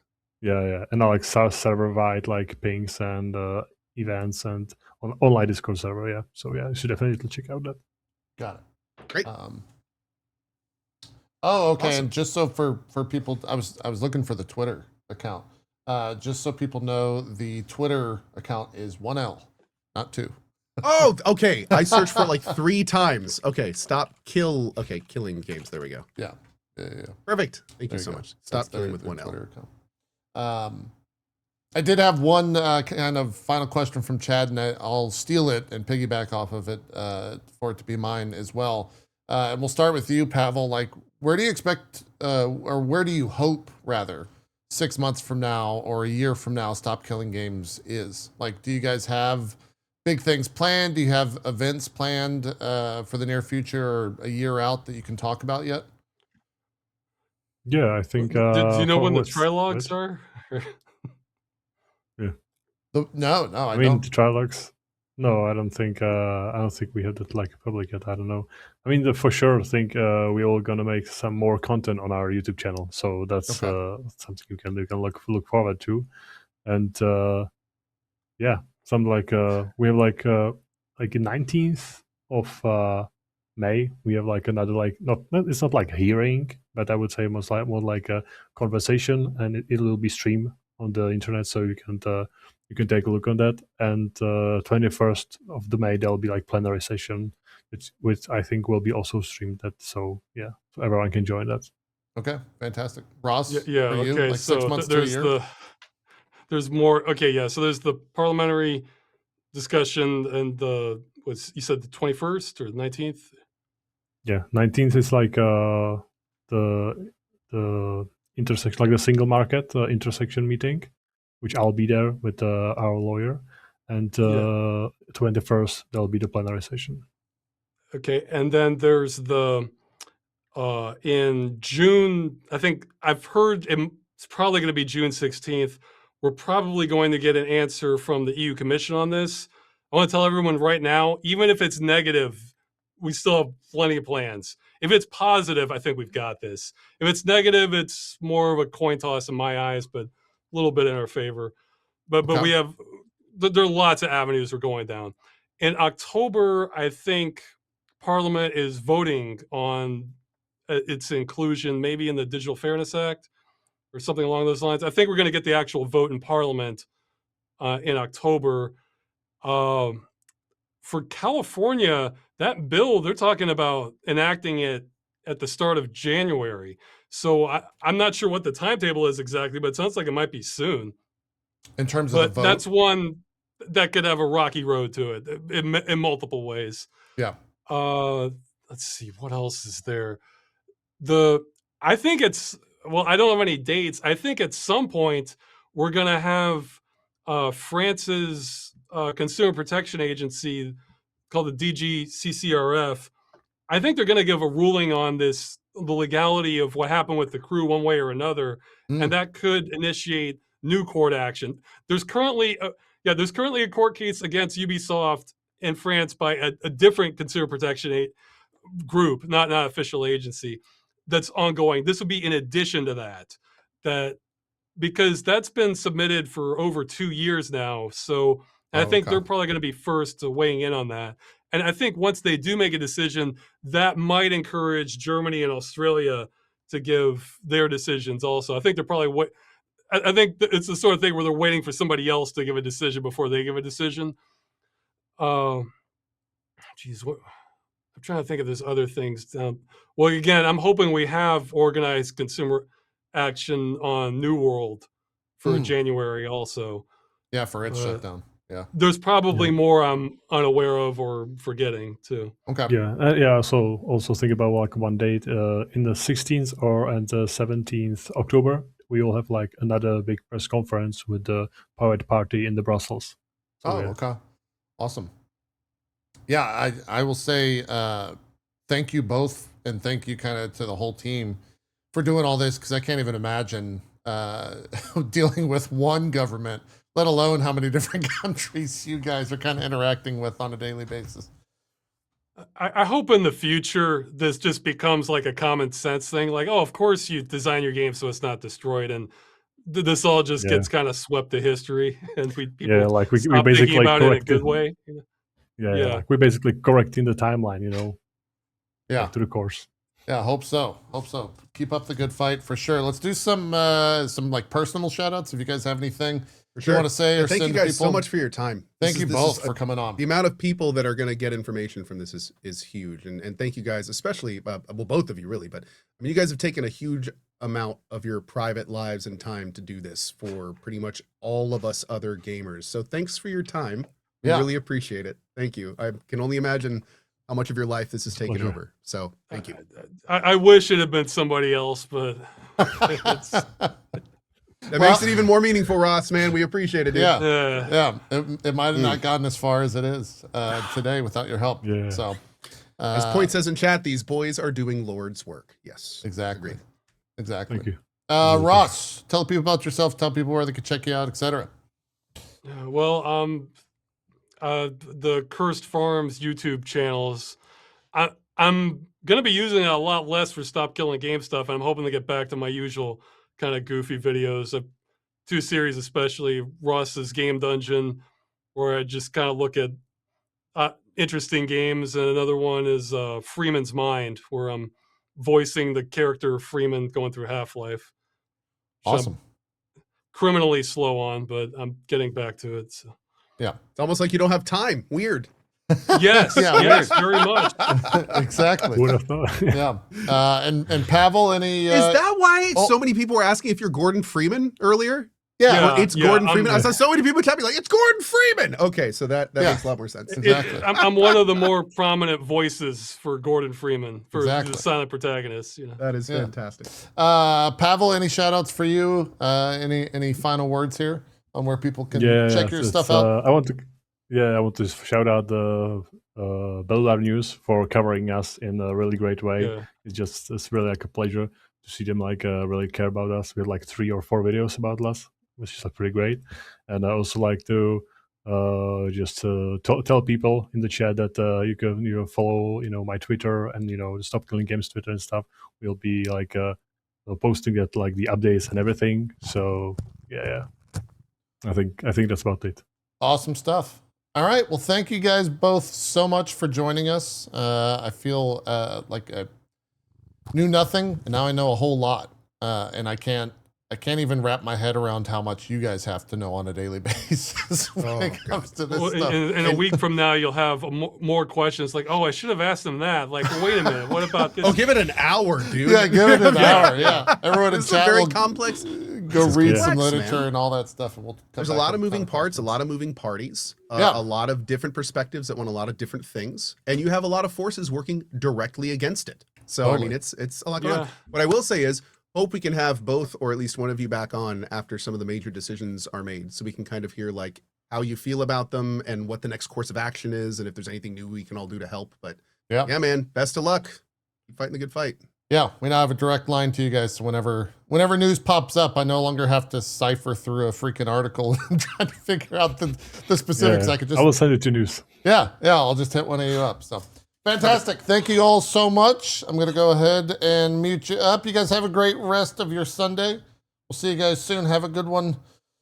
And now it's just back to old Co and I. Now we can take all the like actual serious stuff out of the room and just be dumb again. Yeah, thank God, man, dude. That was like going to a course. That was like a class. I know. That was wildly good. Like that was great, man. I have a very, very good idea about where everything is now. I'm very glad that you came to me with the opportunity to talk to those folks. Absolutely, man. Yeah, we need to get Zeke on because I feel like Zeke would also have a ton of interesting questions. As the indie guy, I feel like he would have a lot of questions. Yeah, for sure. For those that are joining the show late, if you're watching live, Zeke is out. He doesn't have internet access. He did get moved to Texas I think he got here last Tuesday or maybe last Wednesday. If you take a deep breath and think right now, Zeke is throwing a Frisbee somewhere as we speak. No. Clarification. He's watching a professional throw a disc or a Frisbee somewhere right now, probably with a beer in his hand. I had to wager. Unless does the professional also have a beer in his hand? I mean, I don't know. I don't like how does I was about to ask, do they that or a joint? Probably a joint. You know, knowing probably a joint. It is Austin. You gotta keep not only touching grass, smoking it too. Exactly. Yeah, they're rolling it and doing all that. They're hanging out in the grass. They're one with the grass. We'll have to talk to him. With the grass. We'll have to talk to him about it next week. Yeah, we haven't had a show in quite some time. There's so much that's been going on. I went to the FanFest for Final Fantasy. That was a whole thing. Let's start there. How was that? That was a really awesome experience. I had a great time out there. It was also I still, even 3 weeks after, I haven't been able to categorize it. Like, it felt like it was the first time I was ever an actual, I don't want to say an actual fan because that means that I didn't like all the other stuff that I did, but I was there as a fan. Square Enix opted to fly me out and all that stuff. And I was like, no, I'll handle all that. Don't worry about getting me a hotel room. Just make sure I have a ticket because tickets are impossible to get to this thing and I'll get myself there. Cool. And I kind of walked around, I had a hat on. I was kind of incognito. I didn't expect to get recognized, but 2, I didn't get recognized. The entire con, no one ever came up to me, which was, 1, a great thing for my ego. And I mean that sincerely. I'm not saying that sarcastically, but 2, it also allowed me to just be a fan at the event. And so I just walked around and sat in for panels and heard people talk. And I watched a piano concert. I watched a rock concert with 12,000 other fans. And that was awesome. That was a huge amount of fun just being there and being present. And that was the first thing I had been convention wise since pre-COVID. So it's been a hot minute since I've been outside. Hell yeah. And traveled. I did have a bad airport experience, but that happens. It's not going to dissuade me from traveling. I'm actually traveling again at the end of this month, but yeah, it was a good event. I thought everything they announced. They're doing some crazy stuff for Final Fantasy as well, which I don't want to turn this into a update on that on 2-week-old news, but they're putting evolved classes in, but also keeping the old classes. So all 21 classes are going to have a reborn mode and an evolved mode. and the evolved mode is like limited to 16 abilities basically, but it's more action oriented. There was some wild stuff announced at now tell me this. FanFest.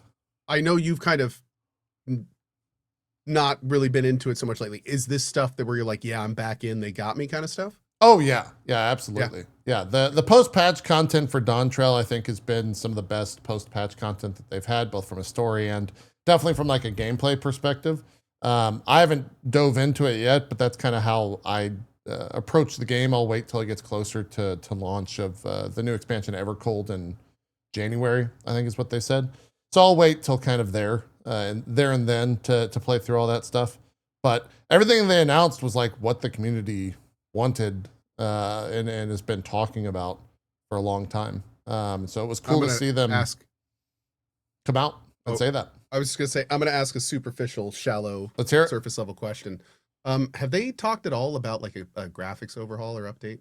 Well, they did just do one for Dawn Trail. So there was an actual graphics increase for Dawn Trail. And was it good? Was it?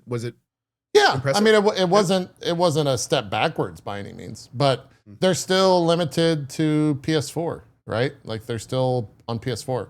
They announced 2 years from now they're going to stop PS4 support. So by 2 years? Yeah, so by 9.0, and right now they're on 7.5, but they came out and said 2 years from now is when they'll be discontinuing the PS4 support. So that game is never going to die. It's just going to go forever. Yeah, pretty much. Yeah, that's awesome. Pretty much. He basically said, like, you have 2 years to buy a PS5. Good luck. Gave him a 2 year notice, right? Yeah. Yeah. And the reasoning being is not for a graphic thing, though it's going to be a nice like a byproduct of it. The reason being is that the game is too big for the PS4 now. Oh, like there's too much data? There's too much data. By 8.3, he said the game will be too big to play on the system, that it cannot support it from like a storage. Yeah, interesting. From a storage That's perspective. Cool. So, yeah, there was a ton of stuff over there. Also, Iron Mouse performed unexpectedly. So I guess I've been to a VTuber concert. I was in the crowd. I was just kind of looking around like, what the fuck is... She's got a pretty good voice. What the fuck is going on? It was really wild. Yeah. Yeah. Yeah, she's pretty legit. It was pretty wild. It was pretty wild for that. But yeah, that happened. I traveled and did that. I'm trying to think if there's anything else in the past 2 weeks. You've just been gaming. Pretty much. You've been gaming the past 2 weeks. Like, there's been so many different big releases that we can kind of dive into that and I guess touch on some news, or maybe save news for this past or this next week with Zeke. Is there any pressing matters? Like the big stuff around PlayStation this past week was kind of wild, where they basically came out and said that Bungie cost us like what, 700 million or something like that, or lost 700 million. Yes, it was Sony adjusting their financial forecasts as opposed to, but it's important to mention, like the big thing that went around in that was that like, oh yeah, Bungie's dead, Marathon's dead, you know, et cetera, et cetera. That's the thing that I got all morning when that came out.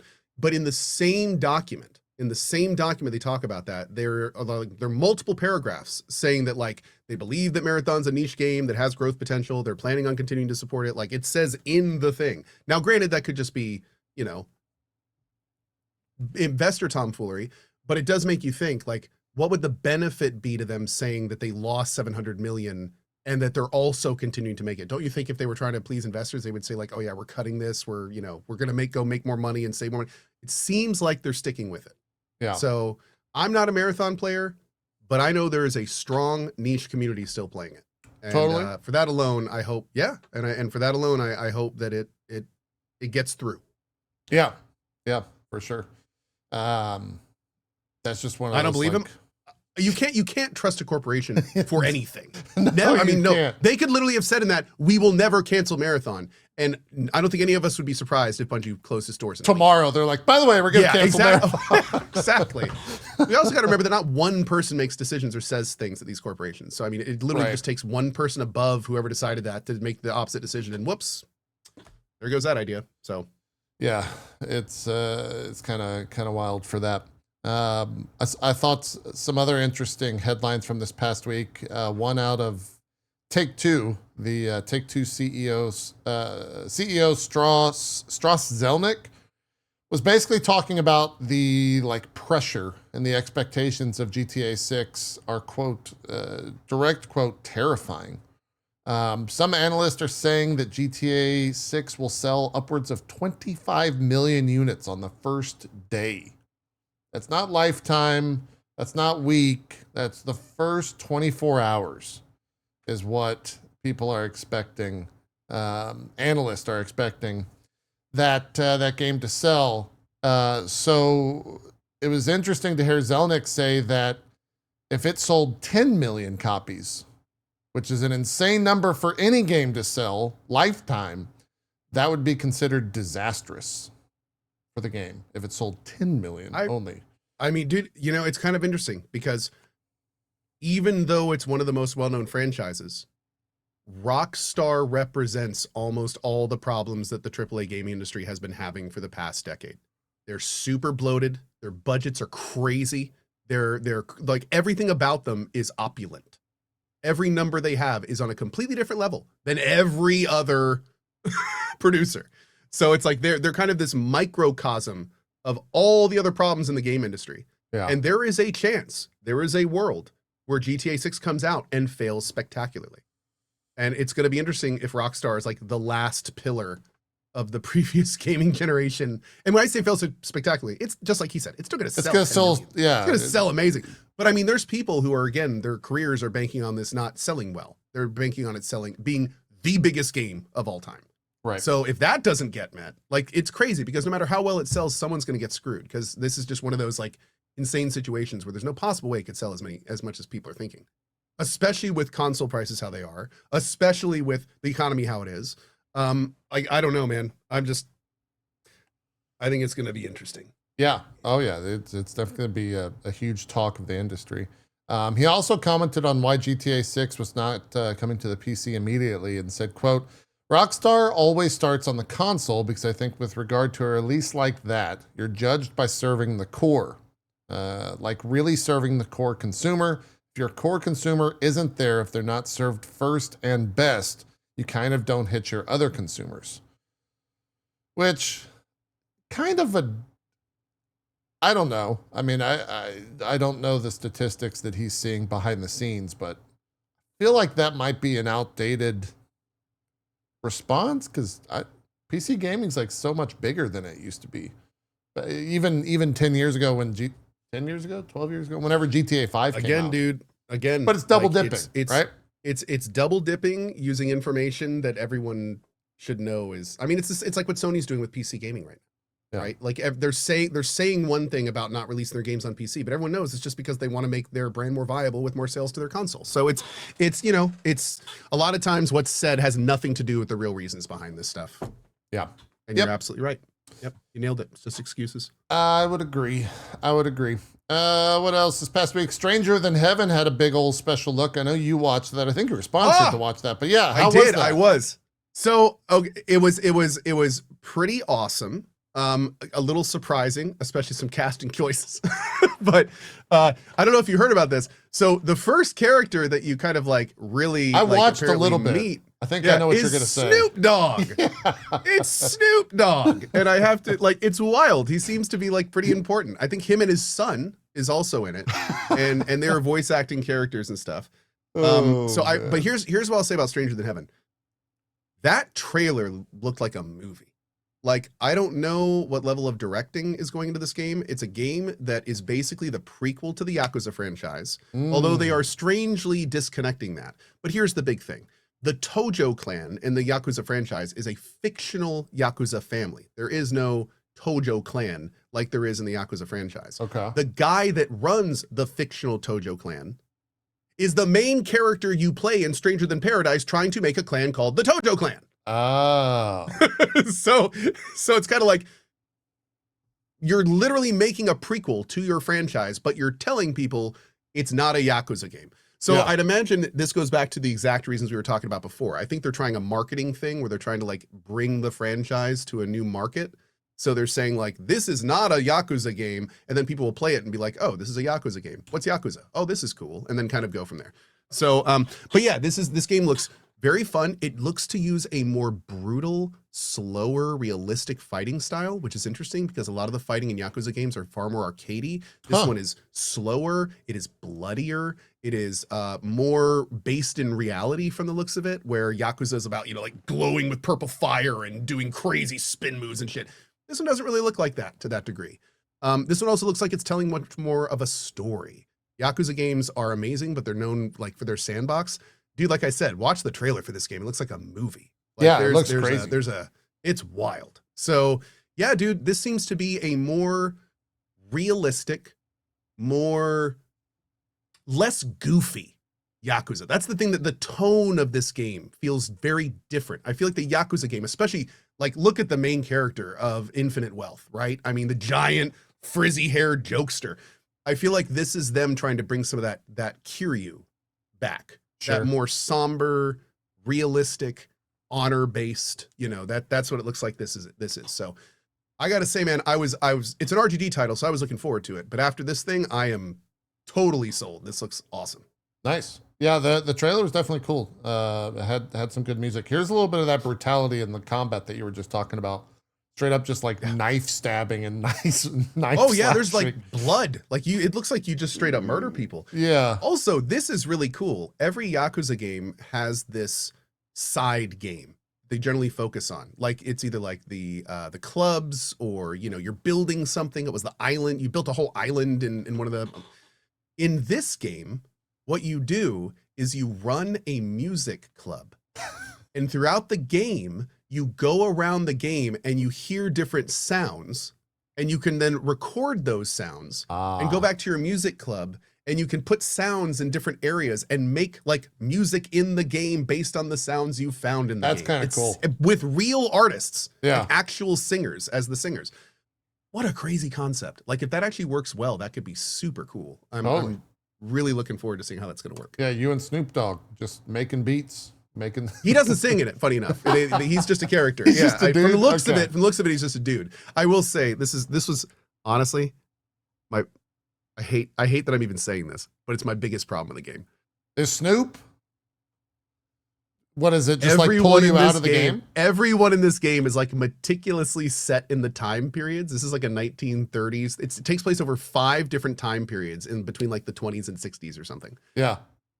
But Snoop Dogg is a 90s rapper, and he will always talk like a 90s rapper. So having them on the ship in 1920s and having Snoop be like, yeah, I'm going to need you to go up there and kill those guys. You feel me? It's just like, Snoop, nobody talked like that back then. Yeah, I can see how he could take people out of it. So it's a little bit weird. It's a little bit weird. I will say, like, don't get me wrong, it's Snoop, it'll be fine. But apparently he's like a pretty major character. So it's just I'm envisioning these weird situations where there's like dialogue with like him and multiple people, and they're like it keeps going back to him. Well, that's true, but I mean they didn't shizzle my nizzle, you know what I'm saying? And it's like, dude, hold on. Someone in chat just brought up a great point. What does that mean for the Japanese localization? Like, do they have? Oh! I'll tell you. His character is English, so even in the Japanese one, he speaks in English. This game takes. I mentioned that, I think this game takes place with it is an English-Japanese story. The main character is actually a half Japanese, half American, and then he leaves America to come to Japan. So, and he meets Snoop on the boat to Japan. Okay. So I think he talks in English the whole time. Got it. Okay. Cool. I know. How do you translate shizzle a nizzle? That's what I was about to say. Like, what is the Japanese translation for shizzle? Shizzle a nizzle. Jesus Christ. Holy hell. All right, cool. Do we know release window? Snoop-o-doggadoo. Snoop-o-doggadoo. You're gonna get us, dude.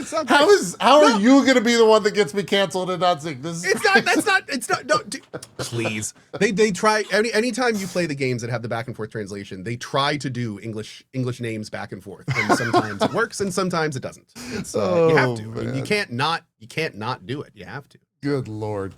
Do we know Stranger Than Heaven release period at all? Yes. Said that? This year. Oh, It's so coming just straight out up this year. year. Wow. Yeah, like I know another game coming out this year, which is insane. So now we have like a new Metro coming later this year, a new game from RGG coming later this year. Yeah. We've got Valheim, we've got Enshrouded, we've got like, oh my God. This year's been pretty I'm awesome. sorry. Hold on. I made this mistake during the show too. Oh. It's this winter. So what that technically means is it could be January or February next year. Yeah. Sometimes winter is like even until early March. That's true. So it is technically this winter. Yeah, we've got no, PoE2 is not this year. No, PoE2 that's different. No, PoE2 has a major. Are they 1.0ing this year? Yeah, PoE2 is this year. Yep, they will be 1.0. I heard they announced this year. this was the last. Holy. Yeah, Christ. no, we haven't even gotten to the PoE2. What is this year, dude? What is happening? Yeah. We'll take a slight detour. I'm kind of just running down the news of the week. Steam put their controller on sale Monday. Happened to snag one. This is the Steam controller. It's $100 controller. I haven't used it for more than a day. I've only played one game on it. It feels pretty good. I do have one issue. And this is a very this will not impact everyone. This is I don't know. I'm 6'4", like 290, 280 pounds. A large man. So it might be a large hand individual. If I press X on this thing, it rubs up against the right stick. And that kind of bothers me. Because like I'll be pressing X and it kind of like... You know what? I was going to ask. I might just have big ass thumbs. The where the thumb placement are seems like more higher up and towards the center than normal. Yeah. Is it comfortable? Oh yeah, the controller is super comfortable. Like here's a PlayStation Edge controller for reference. You can kind of see that the thumbsticks are a little bit higher on it, for sure. Though the entire thing is a little bit higher. Yeah, well, it's because it has these, right? It has these. How are the pads? The pads are great. Pads are actually super cool. Same ones that are on the Steam Deck, right? Yeah. And then this is like a normal Elite, if people want to see that. But yeah, a lot of people are like, it's going to be a Duke. I don't think it feels like an old Xbox Duke controller. If anything, it's just kind of comfortable. Is it your new main controller? Yeah, only because I want to test it out for a while. The sticks feel really good, and that's maybe the big thing that they're kind of touting is why it's such a new piece of hardware, is that it has the magnetic thumbsticks, which I think are called like TMR sticks, and they just feel a lot smoother. It's also weird because I'm realizing I just opened up a web page and like that's serving as the mouse. The little thumb pad going up and down is serving as my mouse on the web page, which is kind of wild. So they are sold out as of now. I think you can enter into reservations. They're $100. Got like a 35-hour battery. There's full-on reviews out if you want to go watch them. This is definitely not a full-on review because I haven't had that much time with it. But there's a little puck they send you. It just kind of snaps onto the back to charge. So I'll keep on playing with it for the next several weeks and see how it goes. I would say I did play a game with it, but it was Mixtape, and you don't. I heard that's the best worst game ever. It's lovely and I hate it. You don't really. You don't need a controller to play that game, but you kind of do. I'm not going to get into it, at least not yet. What's the control scheme? Oh, God. I've heard that much about it. Yeah. We'll talk Mixtape when we start talking games. You know what I'd love for you to do? If you have some time, fire up Crimson Desert, and see how it plays in Crimson Desert. Because game has you use every keys in combinations you didn't even know existed. So that'll give you a really good idea. That's true. Because I only use keyboard and mouse in the 100 hours that I played, so might be worth checking it out. I think it does have a full-on like rebinding menu that you can mess with. So yeah, I'll probably dive in and try that and like PRAGMATA. I think PRAGMATA might be good for it. And I use controller for a lot of different things. So yeah, we mentioned the old Path of Exile 2. let's dive into it. They had their big announcement. I kid you not. This last update was big. Yeah. But I posit to you that this last singular update had two of the most meaningful things in it that Path of Exile has seen since it came out as one. Yeah. And that I'd is agree. unbelievably happy with GGG that they have finally decided that it is worth putting builds in their game. They have added in an in-game build following system where you can just import a build. Apparently, they're going to make them super easy to find and select. So you can just pick a build and it puts it in your passive tree and it tells you what uniques it's supposed to use and it recommends the skills. And this has been, to put it bluntly, this should have been in the game the day it came out. Yeah. Because this is the one of the most complex ARPGs ever. And even though it has fostered an incredible niche community, it has kept the global gaming community at arm's length because of its complexity. And this is a huge step in getting that entire massive audience that has always looked at this game and said two words: too much. Yep. This is too much. And I don't want to have to download an app and then find a paste bin code on a website and put it in the app and then have to tab between the two just to know what the I'm doing. This is big. Yeah. Like again, one of the biggest things this game has ever seen is right there. And the second thing, and I'm going to say that in my opinion, this is one of the biggest things the game has ever had. This is not going to be everyone's opinion, but in my subjective opinion, Let's hear this it. is one of the biggest things this game has had. Path of Exile has always had a well-developed, large, well-thought-out endgame experience. And this is one of the first times that they are methodically going through that experience and separating it into achievable, trackable goals that the player can easily follow. They can decide between things. It's not this amorphous, oh, there's some big endgame Uber I can kill maybe one day and check that off the list. No. It is now a tracked, full quest line with a region and like an end boss. Yep. They have given us endgame goals, like actual endgame goals. Like this, I agree with that. Yeah. Oh my God. Like I now know that the next time I play this game, I'm going in to do the Abyss quest line. That's my goal. I want to finish the end game Abyss quest line. That's going to be my goal for this character's league. And then next league, maybe I'll do the Breach one. And then the league after that, maybe I'll do another one. And it's like now I have these carrots on a stick that I've never had before. It was always just, let me get to the end game and play until I'm bored and see how far I get. And that, for me, that doesn't really work, man. I need to set a goal. That's what gets me excited. Well, it's having a thing to go after, and I can do that now. Yeah, that's amazing. I would say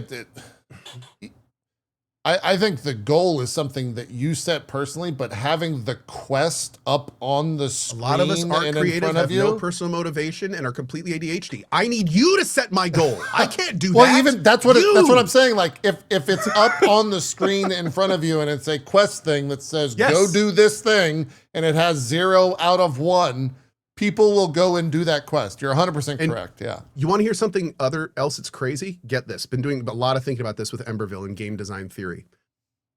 I am fully convinced that if you have a goal, if you have a place that you know you need to go to complete and do something, that makes you more liable to do side content because you know that there is a finality going to where you need to progress.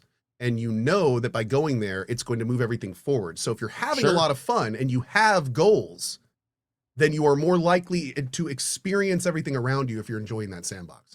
And again, that alone is going to get me to play more endgame in PoE than I think I've ever played. Like just seeing that thing in the top right, knowing that's where I'm going to go. So I'm going to go explore all this other stuff first and make sure I'm totally ready and my build's complete and all this stuff because I have that goal now. Yeah. So yeah, it's a little thing, man. But I agree. Just a minor thing. For some types of gamers, for some of us, it is the world. Yep. I think that alone will probably increase retention by a percentage that will like be actionable for PoE and for GGG to be like, wow, that one thing, moved the needle to where a week or 2 weeks after we still see like pretty heavy player counts for that. So that'll be cool. Alongside those two things, they also announced like probably the biggest change, or the biggest amount of patch notes and changes that PoE in general has ever had. It's the biggest patch, without question, for both PoE 1 and PoE 2. I was about 30 minutes in, 45 minutes in, and I was thinking, like, this is too much. I'm glossing over. I'm like, I'm sponsored, and I'm like, guys, I think they might have put too much in this game. Dude, we were talking about that the entire presentation. There were so many people in that where I literally said during my sponsor stream, how many of you are watching it like this? Dude, and here's how I know it was, like, not bad, but here's how I know that I wasn't alone. I went to Twitter and I saw, like, the most hardcore of hardcore PoE content creators being like, no, that was a lot. Like, that might have been too much. That might have been too much content. All the stuff is super welcomed, but, like, holy shit. It's a lot, dude. But you know what? If you think about it, this makes a whole lot of sense, because they have probably had this 1.0 this year in their brain for a while. So that means that all that stuff they've been sitting on, all those little things that, like, they want to get in before 1.0, like, this is the time. They have, what, just over 6 months left, depending on when they release. Yeah. So, I mean, this is it. We may even see another patch of this size before we hit 1.0, like, depending on all the things they want to finish. Well, this is the last patch. Are all the specialty? Is that it? Like, do we have any more? There's no more patches or any more? That's it. Well, oh yeah. So 1.0 should include 2 more classes and 2 more. And those acts. are the last 2. Yeah, and I think there's 2 more acts that they're also adding for the story portion. They're releasing full classes on day 1 of 1.0. Yeah, Templar Duelist and something or other. So yeah, that's Wait, one Chad of the. Chad is saying no. Oh, Chad is very confused. I'm saying yes and no. Okay, wait. They said no more major updates, but maybe still leaks. Yeah, but I don't think that those leagues are going to have those class updates, are they? Because here's my question. Is everything going to be in and tested for 1.0, or is 1.0 going to be adding in, like, actual new untested big content? Yes, it'll have untested. Well, maybe not untested, but it'll have new content like Act 5, Act 6. Oh yeah, that is true. Yeah, we know about the new leaks and stuff. Yeah, or not the new leaks, the new acts and everything. So yeah, that's true. Yeah, that's true. But regardless, like, the fact that they said 1.0 is coming out this year, I will be shocked if it does, to be honest. Well, Jonathan apparently said, thank you, Arcadence and others for saying this. Jonathan apparently said they may not have all classes ready for release. Oh, okay. That might have been in the Q&A. I checked out afterwards. That may be a thing. I couldn't listen to same. Yeah, so Jonathan said he is okay with launching 1.0 without having all classes if they're not ready. Good. Honestly, that was kind of my concern. I was kind of wondering, like, are they going to just shoehorn untested classes in to try to hit 1.0? So that's great. It sounds like they're taking a quality over release date approach. That's good. Great. Yeah. So yeah, we'll see. The actual league for this is on May 29th. May 29th. Into this, so 3 weeks from this past Friday is when that'll be. We'll be kicking in a whole bunch of content updates, a whole bunch of items, and they're doing a lot of stuff. The actual announcement was an hour and 20 minutes long, not counting the Q&A that they did, which I think might have been another hour or so. Definitely go watch it if you're at all inclined. And if you weren't already interested, co-commenting the ability to, like, import a guide into the game might be what you were always waiting for. I mean, it's the kind of thing now where you can just go to a stream and, like, if they're using a pre-built guide, you can just be like, oh, that looks cool. Go to your game, select that. Okay, now it's my thing. And I think that's wonderful. I'm purposely going to be using guides for that. Although it's going to do some interesting things with the economy, but that'll be a different thing. Well, it was interesting, and I haven't actually had any content creators. I haven't seen any of the PoE content creators that make, the YouTube guides and the PoE build, the path of building guides comment on this. But essentially, you have to download a file that the creator will make themselves. And my understanding is that GGG is going to be working with like Path of Building so that Path of Building can export this type of file so that the content creator itself doesn't have to go and like make the .json file or JSON or however you want to say it, JSON file itself, because you have to physically, you have to digitally download that and bring it onto your folder. So okay, we'll see how that goes. Soul Dragon said you need to download it from a website and import it the correct way. GGG has stated they will not promote it directly in the game. Yeah. Interesting. Yeah. And that's probably for legality reasons. Like if for some reason people download a malicious file. Well, I'd also, I mean, think about the trade system in this game. I mean, we've seen like 5 different iterations of how they've dealt with that over the years. So this is the first implementation of this. I'm sure it'll change over time. That's just the fact that they're even putting any form of it in is a huge win. Yes. So if it's a little weird at first, that's cool. But I mean, even then, you go to a streamer's thing, you hit the exclamation point build command, and the link at the beginning is to the little file you download and import. Yeah. Like awesome. That's still going to be. I wouldn't watched the majority of stream. I won't name any of them, but the majority of people you would expect someone to follow a build guide of in Path of Exile. And 99% of their reactions was pretty muted. And I was trying to figure out, like, I think one of them knew that this was coming, but I think for the majority of them, they saw this and they were immediately like, that's more work for me. And it's more work for me. Then I started to like be cynical about it, right?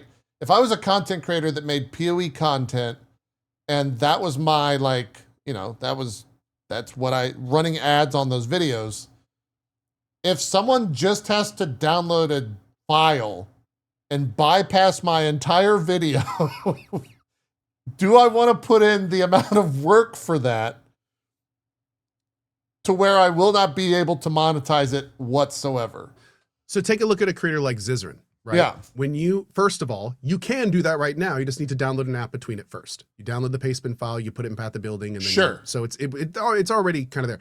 But I mean, a lot of people are going to go, okay, here's my build. What do I do with it? In which case, someone like Zizaran is going to have a video of that build ready to go. Now, here's another way to look at this, JP. What if so many more people are using the system that so many more builds get used that now those videos are getting more views than they did before? Views. Sure. And I hope that's the case, and that probably will be the case now that you're saying that. That makes a lot more sense. But I mean, attaching the in-game builds to a YouTube video is a very, that's a thing. Like there's going to be growing pains in this for the creation community as they find out the best way to connect a build to a YouTube video and get the word out. And, for instance, like what's going to happen the first time? Well, I can think of a few hypotheticals, but we'll keep them hypothetical. But there's lots of little things that could happen, especially between creators in the game that, growing pains. They'll just have to kind of figure out. But I think there's a world where they're going to get, I think the right creators doing this smartly will probably come out on top. There's a lot of rife area for change and improvement here. And there's definitely going to be people that adjust, and there's going to be people that just try to do the old thing and it probably doesn't work out as well. So yeah, we'll see. Because I guess it also depends on like how easy it is. If it really is the same process of creating and Path of Building, and then you just like hit export whatever PoE file and a build file or whatever they end up calling it. If it's literally just a 1-button export, then they really won't have to change anything. I gotta admit though, this brings up all sorts of interesting things because like Path of Building is not an official app. Right. So what happens if there's a breakdown between what's exporting and importing and it doesn't work properly and like, Path of Building doesn't fix it for a period of time? Do we just not get in-game builds for X weeks? Like there's all sorts of interesting things that I'm kind of surprised that they're off-sourcing this. And maybe that's not their plan long-term. Maybe that's just the initial plan is to off-source it. Maybe they're going to have something more permanent later, but yeah, it's that has some risks. We'll have to see. But I mean, I guess they already do that with filters, don't they? Yeah. They already do that with filters. So maybe they're just going to kind of copy paste that system over for builds. Yeah. A lot of questions in regards to that. Yeah, a lot of questions. So we'll see. We will see. Yep. We will see. We'll see. Still cool though, regardless. Like I said, Very. PoE 2 kind of crushing it with that announcement. A lot of hype around it from everything that I could see this past week. Other big news for this week. I don't know if maybe we should just talk games. The Switch is getting a price increase again. I saw that is happening in. Did they say when they were going to be doing that? I don't know. September 1st is when they will be doing that. It is a $50 price increase. So, yeah, wild that it's going to be that much. $500 for a Switch 2. What else is there? I saw this quote, and I don't know what to make of this quote. I'm curious what you make of this quote. I'll dive in the article and see what they said. But Sony came out and said that they have not yet decided on the PS6 release date and price, but they are considering, quote, changing business models. And I don't know what that means. They're going to be like, so do you remember that old store called Blockbuster? Well, that's where my mind went, right? Are they going to be basically, like, we're not going to sell consoles anymore. You walk into the store and you rent them for months or years at a time, and then you just bring them back or we charge you a lot of money. That's where my mind went. Are they going to like start financing consoles? Like, what are we talking about? I don't know what that. Where's Ross? Stop killing consoles! I don't know like what that meant. Okay. I mean, launching a console now just seems abysmal with how the prices of hardware are. It's the same as PC building right now. Yeah, with how prices are. If you don't have a massive engine behind you and the only thing you do is PC manufacture, you are probably trying to figure out your exit strategy right now. Yeah, so here is the full, this is videogameschronicle.com. This is straight from the article. I'm not adding any opinion or anything. It says, quote, looking at the current circumstances, the memory price is also expected to be very high fiscal year 2027 because there will still be a shortage of supply. So under that assumption, we must think carefully what we will do. Totoki added that, as well as thinking of other ways to reduce the cost of hardware in other areas, Sony will consider new potential ways to sell the PS6. We would like to think about various simulations, including changing business models to come up with the best solution and strategy. So does that, like, are they going to start doing like a GeForce Now thing? Or like, are you going to be streaming the problem PlayStation? with GeForce Now is it requires that internet connection. So yeah. I think like a lot of companies are trying to figure out how they can kind of have their cake and eat it too. So have the benefits of something like GeForce Now, but not the requirement of infrastructure, which funny enough does lead to like a rental hardware thing of some kind or some kind of temporary hardware thing. Yeah. Like imagine a console that automatically locks itself after X months unless you pay up. Fuck. Yeah. Imagine you buy a console for $25 and then you buy a year to use it for $200. Yeah. Oh no, I can think of plenty of ways for financing. I mean, Although that would have hardware issues. Well, I mean, not if it was streaming, but then that's I mean, what are they going to do? Like, what if they say like, okay, due to hardware cost right now because of the global situation, PlayStation 6s are $1,000 or $300 with a 3% interest rate over X amount of years, and in-game advertisements on all your games. Fuck me, man. And anytime you want to switch games, you have to watch a 30-second unskippable. Oh God, yeah. I don't think any of this is out of the question, to be honest. This is gonna be fun. I hate that we're saying it. But. Oh, rent to own. That's actually like, well, that's more of just a loan, but yeah, that's not really. Yeah. Fuck, man. Stop giving them ideas, please. If you don't think they've thought of all this and more, 20 years ago. Like, come on, man. Totally. People's entire multi-million-dollar jobs are fun new creative ways to screw over their consumers. Trust me, they've all thought about this. They probably thought about it, tried it, realized it didn't work, and moved on to the next thing already. Yeah. If anything, they're not hearing us say this for the first time. They're hearing us say this, and they're like, see? They didn't completely dismiss it. That's what they're going for. So, yeah, we'll see. We'll see how that goes. We'll look in the future. We'll look in the future for that. We only got 30 minutes left. I do want to talk about games that we've been playing because we've all been playing a ton of stuff. Where to even begin with what you've been playing? What do you want to talk about? Death Stranding is your latest thing. I know you started, but that's old game. Death Stranding 2 PC. Yeah. Are you past, by the way, where you're at? Where you were at on the console? Getting close. All right. I'm in the region that I ended on, but I still have to like do some stuff there before I get caught up. Okay. Gotcha. Yeah. Gotcha. But no, been doing Death Stranding 2, and oh my god, it is so much better for me to play on PC. I do say for me. I don't say the game is better for everyone on PC. But dude, I felt like I was trying to run an Excel spreadsheet with a controller when I played it on PS5. Like, the game is so menu heavy. And for me, it drives me crazy when I have to like hold a button down and press 3 others to do a menu selection instead of just moving my mouse and clicking once. Like, that drives me crazy.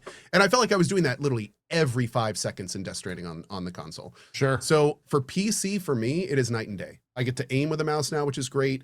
All of that tedium that came from my inventory management is so much better. The hotkeys, I also feel like, are better on PC because there's more available to them to use for like the different normal actions. Yeah. And I'm really digging it. I'm really digging it. So Death Stranding 2 still going strong. I still don't know if I'm going to finish it. It's a really long game. And we have Subnautica 2 in like 4 days. And stuff. Subnautica 2. I'm loving the hell out of it, and it's been great. So. Okay, cool. Mm-hmm. What else? I'm looking at your Mouse PI. Game's awesome. I haven't finished it yet, but I think I'm going to at some point. The Mouse PI is this really interesting game where the gameplay is honestly like average. It's average gameplay. It works. It's fine. But I mean, it is, if the game didn't have the other stuff, I probably wouldn't be playing Mouse PI. That being said, it has a phenomenal art style, incredibly cool music. It's like 1920s jazz the whole time, with saxophones and stuff. It's great. Yeah. Troy Baker basically having a noir fantasy, which is hilarious. Like, hearing him say like these lines is just, it's great. You can tell he's just having so much fun with it. The game's fully voiced. All the stuff they talk about is like actually relatively interesting. Like, there's some pretty dark concepts going on in this game. There's a lot of real life connections you can make, but the game doesn't throw it in your face, which I love. So there's a lot of social commentary in this game, but it's not like, we're going to tell you how to feel. It's just like world setting and stuff, which I think that's my favorite kind, the kind of you deal with it yourself kind of stuff, not we're going to give you a message kind of stuff. So it's been good, man. It's overall been a great game. I've really enjoyed it, and especially for the price, like, it's solid. Okay. That's Mouse PI. Saros. What about, where were you going to go? Is that I finished Saros. Okay. Yes, I finished Saros. Saros is completely done. I did get the true ending, so I got the credits and then kept playing until I got the end. Okay. Saros for me was a big step forward for House Mark in terms of what I like in games. And the reason I say that is because Returnal, for me, I super enjoyed the gameplay. I loved the journey of the main story, but to put it bluntly, I found the main story pretty uninspired and lazy at the end of the day. I'm not going to spoil it, and trust me, Returnal's all about the journey.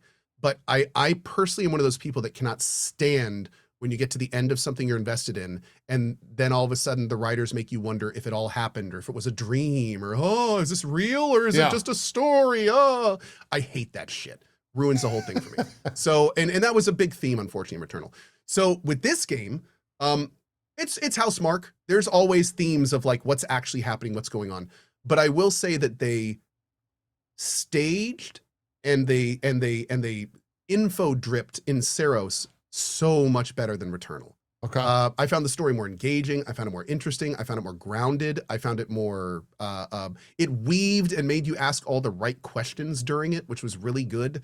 I felt like in Returnal, you just kept asking yourself the same question over and over. Is this real? Is this really happening? Is this real? But in this game, that's totally different. In this game, you definitely ask yourself that at times. But then the game does good things to make you like really question it instead of just being like, oh, which one is it? Like it makes you really think about it. Yeah. And I found that really good. On top of that, the gameplay is basically Returnal 2. It's everything Returnal had, but it's been touched or updated in some little way. There are some completely new mechanics. There is one thing they did that I see why they did it, but it's a little weird. And what they did is they put in a modifier system where you can add challenges and you can subtract challenges. You can make enemies hit harder. You can make it so your revival doesn't work, or you can add a revive and you do more damage and stuff like that. And when I first saw this system, I was like, oh, cool. There's this big gauge at the top and it goes either like easy or hard, right? Based on your stuff. So I was like, cool, we can do like a challenge mode and all that. Then I found out that the difficulty doesn't do anything. So What? there's no like extra drops. It's not like more enemies. Like the game is exactly the same. The only thing that bar does is it's a visual indicator to the player if it's going to be harder or easier. There's no in-game change at all. There's no benefit of any kind to make the game harder. That sucks. So it's, yeah, thank you. That's kind of, I was like, I'm just going to keep it balanced because I want a normal experience. But at the same time, it was just like, if I kind of want to make it harder and then get like more stuff, experience, or more loot, or more drop rate, or something. Yeah. So that was a little strange. I think it's cool. It's very cool that the devs said, "Oh, you thought our last game was too easy. Here's a system to where you can make the game as playable as you want." Cool. That's good. I like that. But I still feel like there needed to be some reason to make it harder. Like maybe have no downsides to making it easier, but at least give some benefit to making it harder. Yeah, or just So that don't was include the option to make it harder. Because what's the, like, I mean, I like the idea of somebody being like, I just beat the game without modifiers. Let me put them all on. yeah, and but see have if it I can do that. unlocked, Right? Like then. personal EP. Yeah. I mean, yeah. It being there is nice, but it's still weird to me. It's still weird to me that there's no. It seems like a half-finished system. I feel like that top thing should do something, you know? Right. It just felt a little weird. But again, this is minor. And overall, the game was really enjoyable. Worst part about this game by far is it's PS5 only. And yeah, it was a great experience beginning to end. Also, a huge shout out to House Mark. Their boss design in this game is fantastic. A lot Better of these than bosses, Returnal? you get to these bosses and the fights are designed in a way to where they feel almost impossible the first time you do them, but then like you really learn the fight and all of a sudden you're like doing no hits. And I feel like that design speaks really well. Like there's all sorts of different ways to design bosses, but when you do it to a point that your first attempt feels impossible and your last attempt is a one shot and you haven't done 50,000 attempts, I feel like that's a really solid design. Right? That gives you like the full gambit in a small package. And yeah, they do that a lot in this game. I kept noticing like I'd fight a boss and die and be like, God, I don't know how I'm going to beat that guy. And then like 2 attempts later, I'd be like, okay, that was cool. I get it. Like I get it. I understand that fight and it's just no longer an issue. That's good design. I like that. Yeah, no, the player just getting better over time through playing the game is definitely. And none of the boss mechanics are cheap. They're just those kind of ones that you just kind of got to learn. Exactly. That's a good sign of game development, I think. Yeah. Last big game I can say was similar, but not even to this degree. It was like Elden Ring does that really well too. Sure. Some boss fights you'll just be impossible at first, and then you'll, make that slow process to beating them, and it feels good. How long did it take you for like the true ending? It's not on Steam, so I can't. Hold on, let me see if I can. I want to say just over 20 hours. Okay, not like too 20, bad. 23, 25. It wasn't that bad. You get credits, and then you have like a minor little quest line to get to the true ending. The true ending. So it's not much more after the end. Cool. All right, that is old SAROS. Let me see what else is in your playlist. Brief mention. Checked out the Conan Exiles Enhanced Edition. Oh yeah, how was that? Which is the honestly, man. Also, like, what I gotta is that? say, so Conan Exiles Enhanced is the 8-year-old Conan Exiles game that got 2 really important updates. First of all, they made it so the game is Unreal 5 now. And like the water is gorgeous. It looks beautiful. The shadows look great. And the next thing they did was they basically went through like the base game and put in a bunch of excellent QOL. Like now there's craft from storage. Now you can take one character and do all the base game and then do a quest to take that character into the DLC. Before you had to make a new character for each map. So now they've made it so like completionist players can do all the content on one character. Nice. For someone like me, that's a big deal. Like that makes me more invested if it's my guy, right? So that's awesome. On top of that, tons of little QL stuff, menu stuff. They changed the order of some things to make it more intuitive. It's just game's in a great state and has tons of content. Like it's a really solid survival option. If you're looking for, if you played Windrose and you're waiting for Valheim, you're waiting for Enshrouded, you're looking for like a complete game to sink your teeth into until all that other stuff gets here, Conan's a great option right now. Nice. Okay. What are they? Is it you say it's a free update? Totally free update. Totally free. Well, that's fucking crazy. Cool, isn't it? Yeah, it's cool. Who are the devs behind this? Funcom. It's Funcom. They put out a free update? Hey, to be fair, the Funcom of late is trying. Okay. Fortunately, they're not really succeeding in some cases, but they're trying. They got a giant Dune update coming for free too. Okay. They're basically remaking like the map that made the game fun.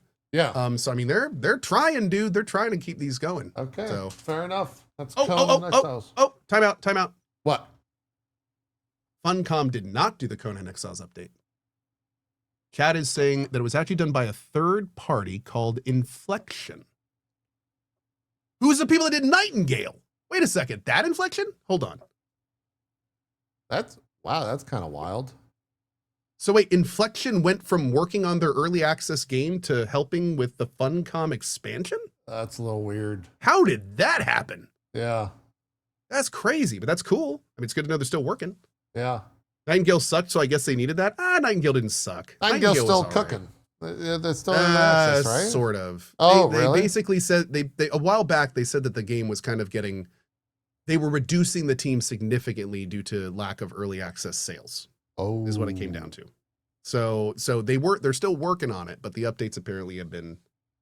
I don't know if it's still cooking now. This is years ago. Yeah. I mean, hopefully it's still cooking, but okay. Yeah. Got it. No, I liked Nightingale was cool, but it was a bunch of half-finished ideas. Like it never really got. I would say it never really got realized, but. Hey, it's good. I will say this: the Conan Exile update rules. So hopefully Funcom sticks with them because it clearly was a good idea to use them. Okay, that worked out pretty well. Hey, we're actually considering we're going to put up a private server potentially for our community. Nice. Has that much interest? Mm-hmm. Cool. I might check it out. We'll see. Well, Subnautica 2 is probably going to take precedent, but yeah. You're telling me. We'll see. Hey, did you finish Pragmata? I did. I haven't finished I haven't done the final 2 hours. I know some of the story, but I don't know how it ends. Is it worth finish and let's talk next week? Okay. All right. It's only like a 2 or 3 hour thing that I have left. So, okay. I would finish it. I think Zeke's finished it as well. So I could finish it and we could talk about it next week. It's, honestly, it's Capcom in pretty top form. Like, I loved the game from what I played. I just had to go to FanFest. So yeah. It was the only big problem with me is for some reason my camera screwed up at the end of the playthrough. It was really weird. It just turned off during some moments. That's unfortunate. Very strange. That's unfortunate. Yeah, still working happens. on it. Yeah, that happens. Crazy. What are the big things that I've been playing? I mean, the game that I put the most time into since we last spoke has actually been Diablo 4. I put in How do you like that? I skipped it. I put in over 100 hours into Diablo 4 thus far, over 2 characters. Wow. It's the best place Diablo 4 has been, or the best Diablo 4 has ever been, I should say. The story is only it took me like 8 hours to get through the story aspect of it, but I wouldn't. How'd you like it? I thought it was cool. There's some like fun moments that happen that you aren't expecting in terms of twists and turns. I've really enjoyed the final boss fight. The cutscenes, especially the opening cutscene, are Blizzard magic as always. I thought it was fine. Yeah, Diablo for me, it's always just been like kill as many creatures as possible, just kind of like PoE. And I think playing through it for as long as I have now, it like almost beat me over the head with how different of a game. Like so many people are like PoE 2 or Diablo 4. Like, man, those games could not be any more like they're just, it's like apples and oranges, man. It really is for me. And the best way I can describe it is, if you're the type of player that loves rolling ults, probably play D4, because a D4 ult is, once you're in the end game of Diablo 4, you go do you remember doing Whisper in the Wood dailies where you would like go do things around the map and it would increase that bar? Yeah, you go do 7 of those now. You hop onto a level 1 character and you open up those 7 chests in your max level. And that's all it is. Now you could still progress the game normally and like go through the world and it'll take you like 4 or 5 hours to level up to 70. But you can also just go hit those 7 Whisper of the Woods chest and hit max level. And then start doing whatever you were doing on your other character. It just depends what the player wants. And so like, obviously in PoE, if you want to make it ult, you have to go through the whole campaign all over again. And that in essence is probably like the biggest takeaway I can take from playing so much Diablo 4, is they're just so vastly different. And cool. It really comes down to, you know, what the player wants. I've had a fantastic time just playing. They introduced the war plan into Diablo 4, which basically takes the question of like, what do I want to do? And now it's like you go over to a thing on the ground, you click it, you kind of, a little tree pops up with a bunch of decisions. There's 5 things. You kind of path your way through a tree. You hit start, you hit tab, click on the thing, it teleports you immediately to whatever that activity is, and you're playing, you're doing it. Whether it's a Helltide or a dungeon or the pit, which is kind of like a climbing tower thing. Like the QOL there to get you into things that will improve your character are like seconds away from happening. Doesn't necessarily work in a group, I don't think. I think that's mostly for solo play, which, you know, for some people that can be a big miss. But the war plans are awesome to just be like, I have 20 minutes. I'm going to jump in a game, make 5 minor decisions on what type of content I want to play from this list. Hit start, and you're just immediately doing it. You don't have to travel. You don't have to look for that place on the map. You just click teleport, and it teleports you to wherever you want to go. Bro, you are. It's awesome. This QOL is giving me the vapors. You need to slow down. Awesome. It is so. My Lord, it's so good that it's not even an open world. It's a warping world. Yeah, it's so good that most of the time, like the Sork that I was playing, which is my first character, there were times where I was just doing the war plan because it was fun to kill things in the game, even though I was getting like, there was like a less than 1% chance that I was going to get an upgrade. There was like really no reason for me to be doing it. I was just kind of like, I'm going to go kill a bunch of monsters for the next 5 minutes because I got 5 minutes. Let's see how that feels. There was like there's no goal in mind. There was no like thought process of like, well, if I go do that, then that'll open that, then I can do that, then I can craft that, then I can blah, blah, blah. It was just like, nope, I just want to kill a bunch of monsters. And that happens a lot. I find myself being stuck into that loop because it's so easy to get into a lot. It's really good. They also have a little bit of crafting now. The Herodic Cube is back. If you ever played Diablo 2, so you can like kind of craft items. It's not super, super intense, but it's enough to kind of scratch that itch. If you're not wanting to just pick things up off the ground, you can kind of craft items. Definitely a huge update and a great update than to what I had before. But yeah, I had a blast with it. 2 new classes as well. If you hadn't played, the Warlock is playable for the first time. The Paladin came out like a couple months back, but this is the expansion that you have to own to play it. So now both of those are in the game. Looks awesome. They have a lot of brilliant people designing the skins in that game, because not only are they really cool looking skins, and not only are they very expensive skins, we're talking like $25 for a skin set, it's also hitting nostalgia now. Because if you ever played World of Warcraft, they put all tier 2 sets from World of Warcraft into the game, but like HDified them. And so you can look really fucking cool like your character did back in WoW in like a super 4K HDified art thing. And it looks insanely cool. I'll try to pull up what they look like here. World of Warcraft Diablo 4. Is this it? Yeah, this will kind of be it. This is off of Wowhead.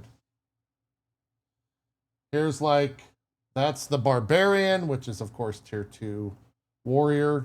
You can see that. Oh man. The Paladin one looks fucking insane. That looks great. Like it looks so good. They glow, they put in all the weapons. You can get like Ash Candy, you can get Thunder Fury. There's the Warlock armor, there's the Druid armor, the Storm Rage set, Blood Fangs in there for the Rogue. Like, it just looks really badass. And they're really hitting on all the nostalgia points of old school WoW in a different game. You can buy like the complete set. Each one of these is $25, I think, individually, but you can buy the whole set on sale for like 50, I think. So you get 8 armor sets for 50 in their bundle. But at this point, it's turning into an ad with all the MTX that you can buy on here. It's all like if you've played any 5 minutes of WoW, you're going to see that and be like, oh yeah, that's Cindergosa. That's Arthas's thing. I can get that as a pet now. So it worked on me. I'm sure it worked on other people because they waited till the first week of the game being out to turn all this stuff all on. And so, you know, they got the initial price of everyone buying it.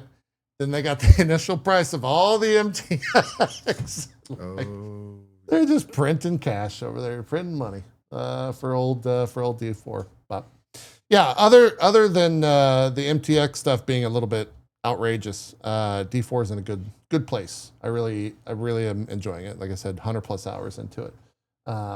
And I'm not like the outlier on that from everyone that I've spoken to. There were like diehard Path of Exile fans that were in hushed tones and whispered secrets being like, yeah, D4 is kind of good. Don't tell anyone, but Diablo 4 is in a good place right now.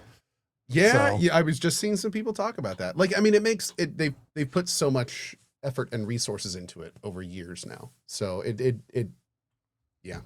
Looks like it's coming along. Yeah, looks like it's coming along. Well, it's been fun. It's fun seeing like positivity in that regard and not doom and gloom. So hopefully they keep it up with the content, like the new seasons and stuff like that. What else have I been playing? I did play some Far Far West. I think we have a sponsored stream for that pretty soon. I think the only way that was going to happen if Zeke was involved. Yeah, so I don't know what's going on with that. I think we're waiting on Tuesday till that. I'm not sure though. I did play it.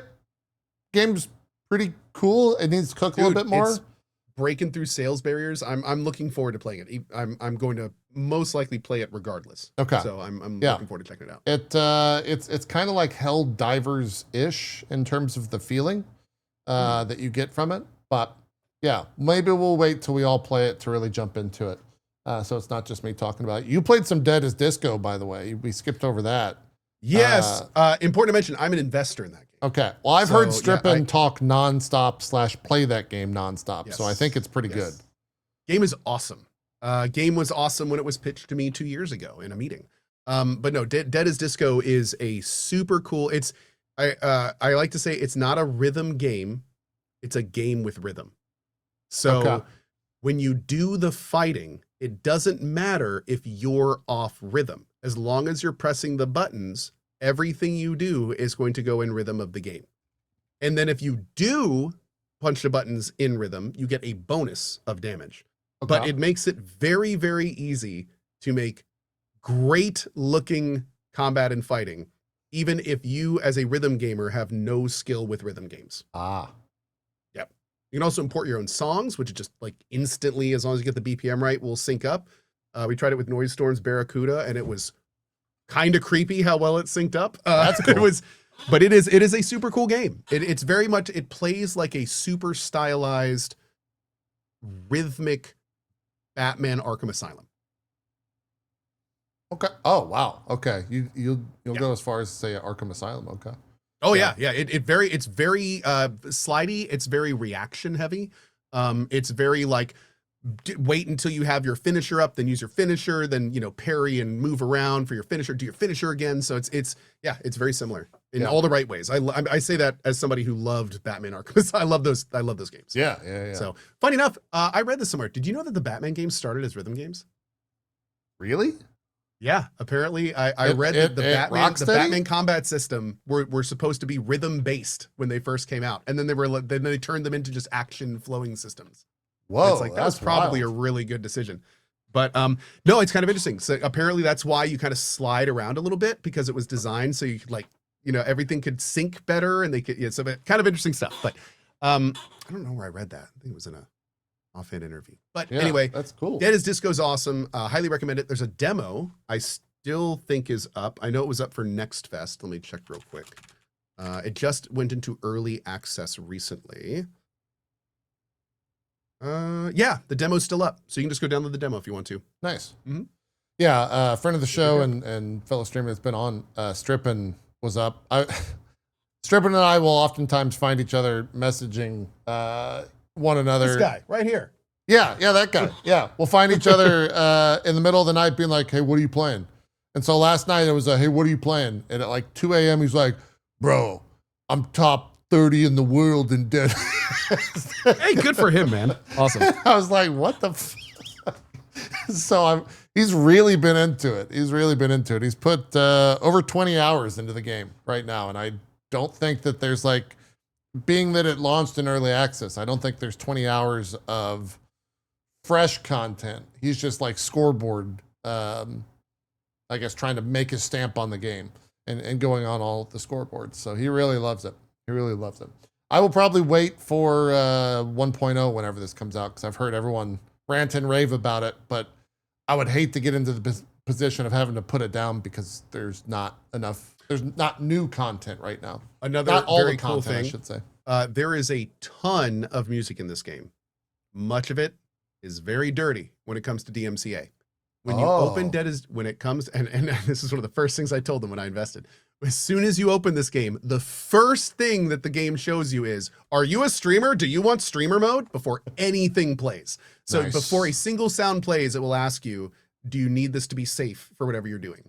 And then it goes from there. So don't worry about that. And then the music that's included is really good too. So it's very solid. Cool. That is Dead as Disco. I wanted to say Dead by Daylight. That's not it at all. This is Dead as Disco. DAD instead of DBD. Fucking acronyms. What else have I played, or have we played? Played Outbound. That game was good. Yeah, I did. Oh, Outbound. Oh, not your Outward. Not your Outward for a second. Yeah, I was like, what? Yeah, how much did they pay you? I played Outbound, which is like it's the RV survival RV survival game, to where like you can unfold the RV and like build on it. It's fine. Like, I thought it was cool. It's like Raft on Land, basically. It launched in early access, but yeah, Raft on Land. It's Raft on Land if there was no way to have bad things happen to you in Raft. Like, it's very there's no challenge. There's nothing. There are no enemies. You do have a life bar, but it's only so that you, I think, take fall damage. There's really like, oh my God, jumps in chat. That's such a smart way to put it.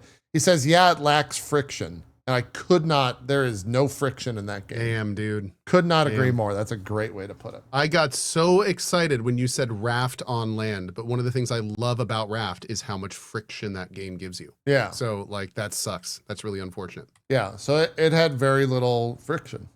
which I. It looks which I cool. kinda I'm fell looking through off. the screenshots. This looks pretty badass. Yeah. Yeah. And then I played this, which also just launched in early access, Farm to Table. This is great.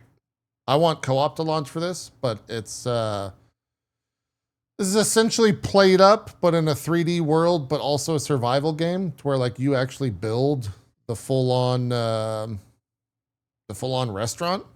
Like we saw this. We saw this at one of the shows. Yeah, you have to go like hunt everything. You have to go like forage for everything, and it's cool. I'm waiting for multiplayer because I think multiplayer in this will be a lot of fun. Because you still cook just like you do in Plate Up. People still come and order, the food, but the fact that you have to go collect everything yourself, store everything yourself, build the shop yourself, and it's a solo dev making all of it is cool. Awesome. So that's Farm to Table. And the last thing I played was Mixtape, but hey, we're out of time, so I don't have to bummer. I don't have to get lambasted. We'll just have to not talk about that next week. Yeah, we'll talk about it next week. Yeah, maybe by then it'll die down. Lord.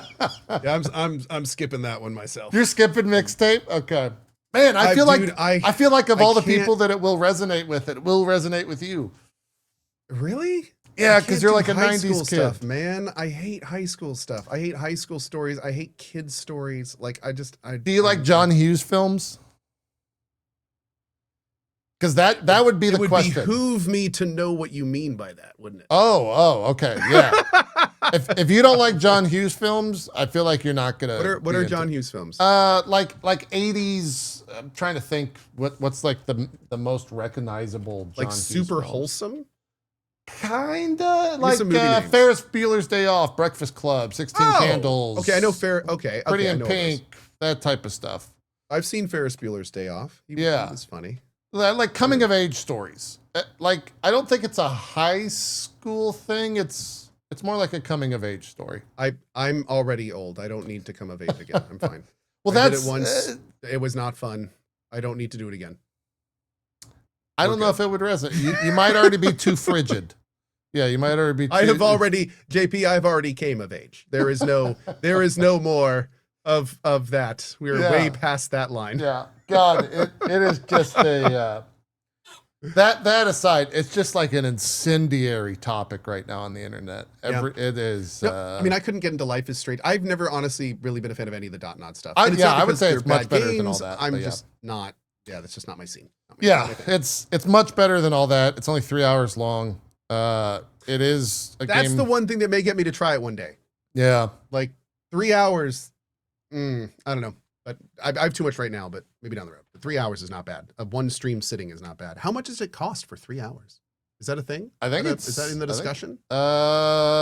It might be, yeah. I think it's a $20 game. It's $18, $20. No, $18. Really.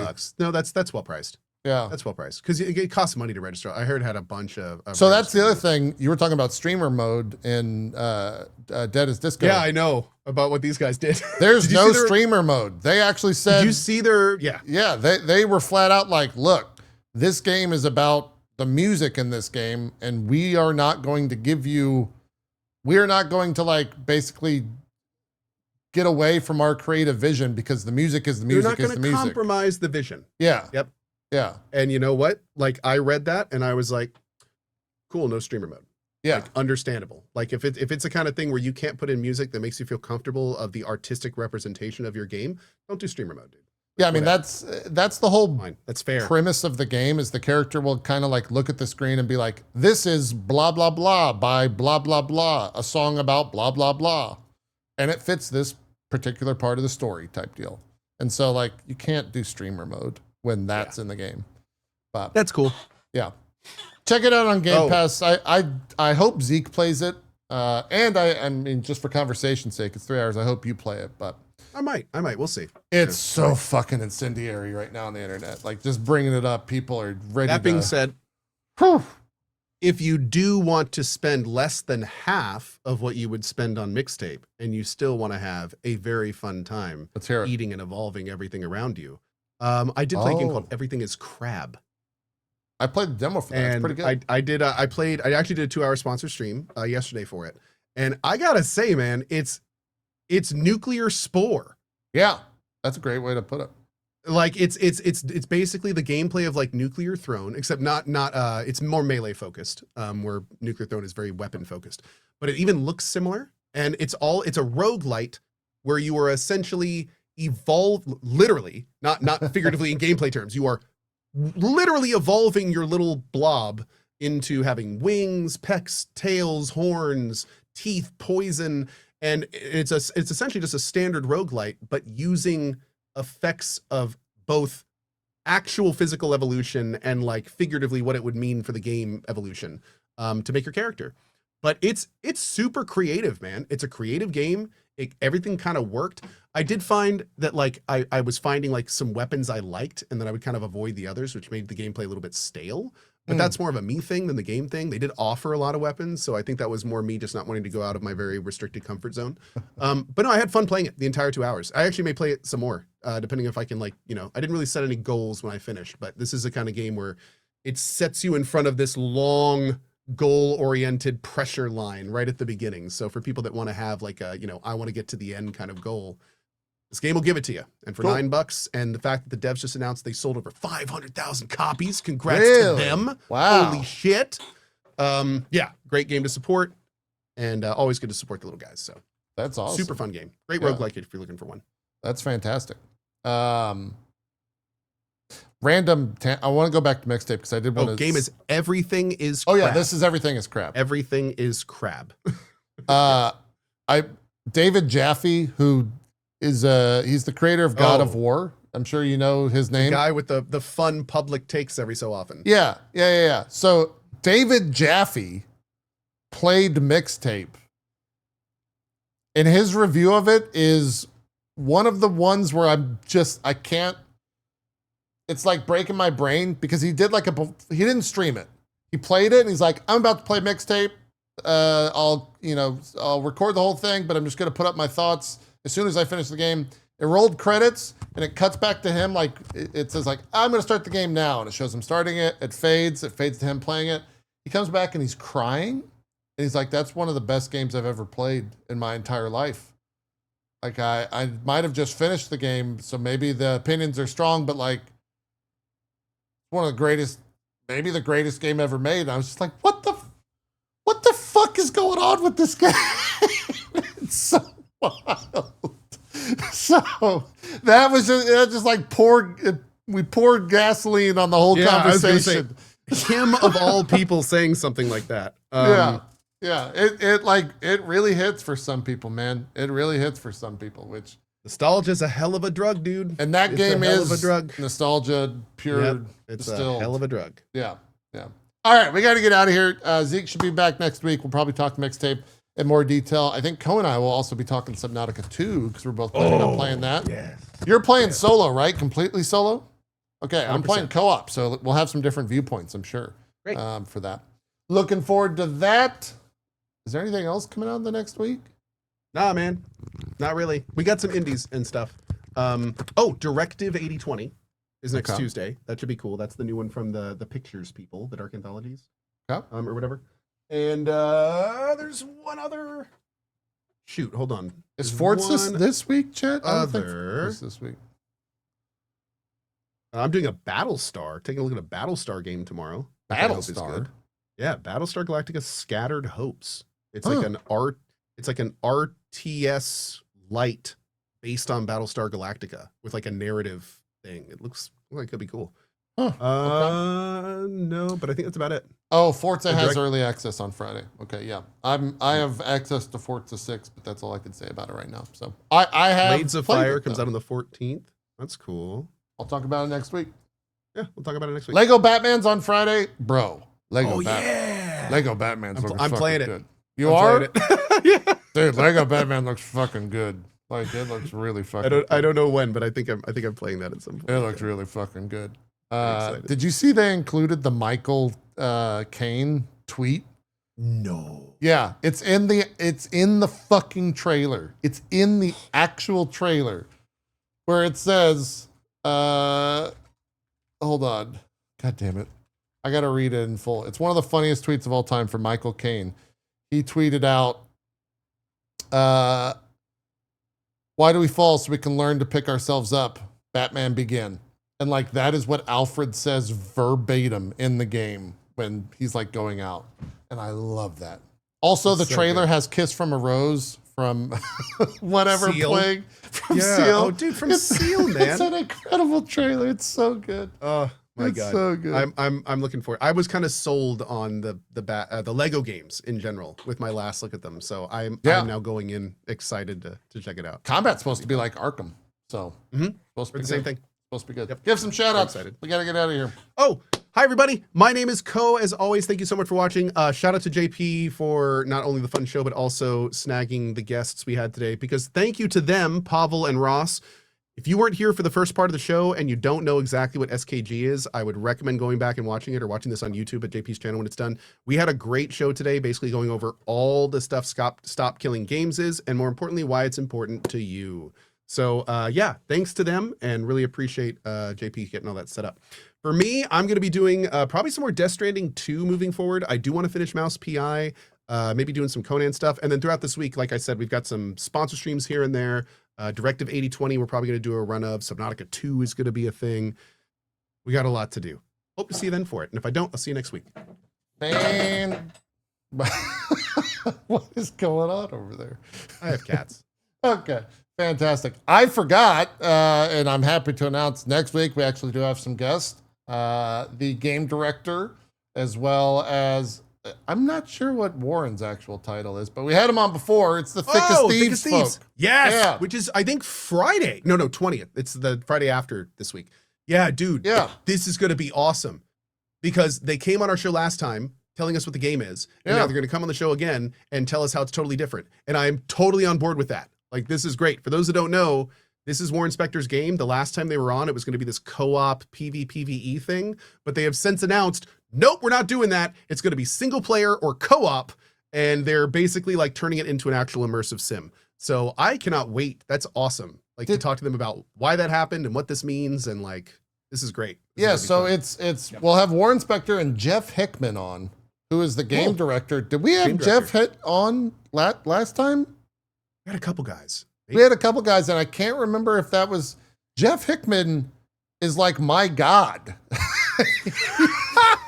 he was like he was an executive producer for Dark Age of Camelot, and then yeah, he dude, was this'll the be executive fun. producer on Warhammer, and then he like worked on Star Wars: The Old Republic for the longest I time. was the first evil tank to max level in Warhammer Online worldwide.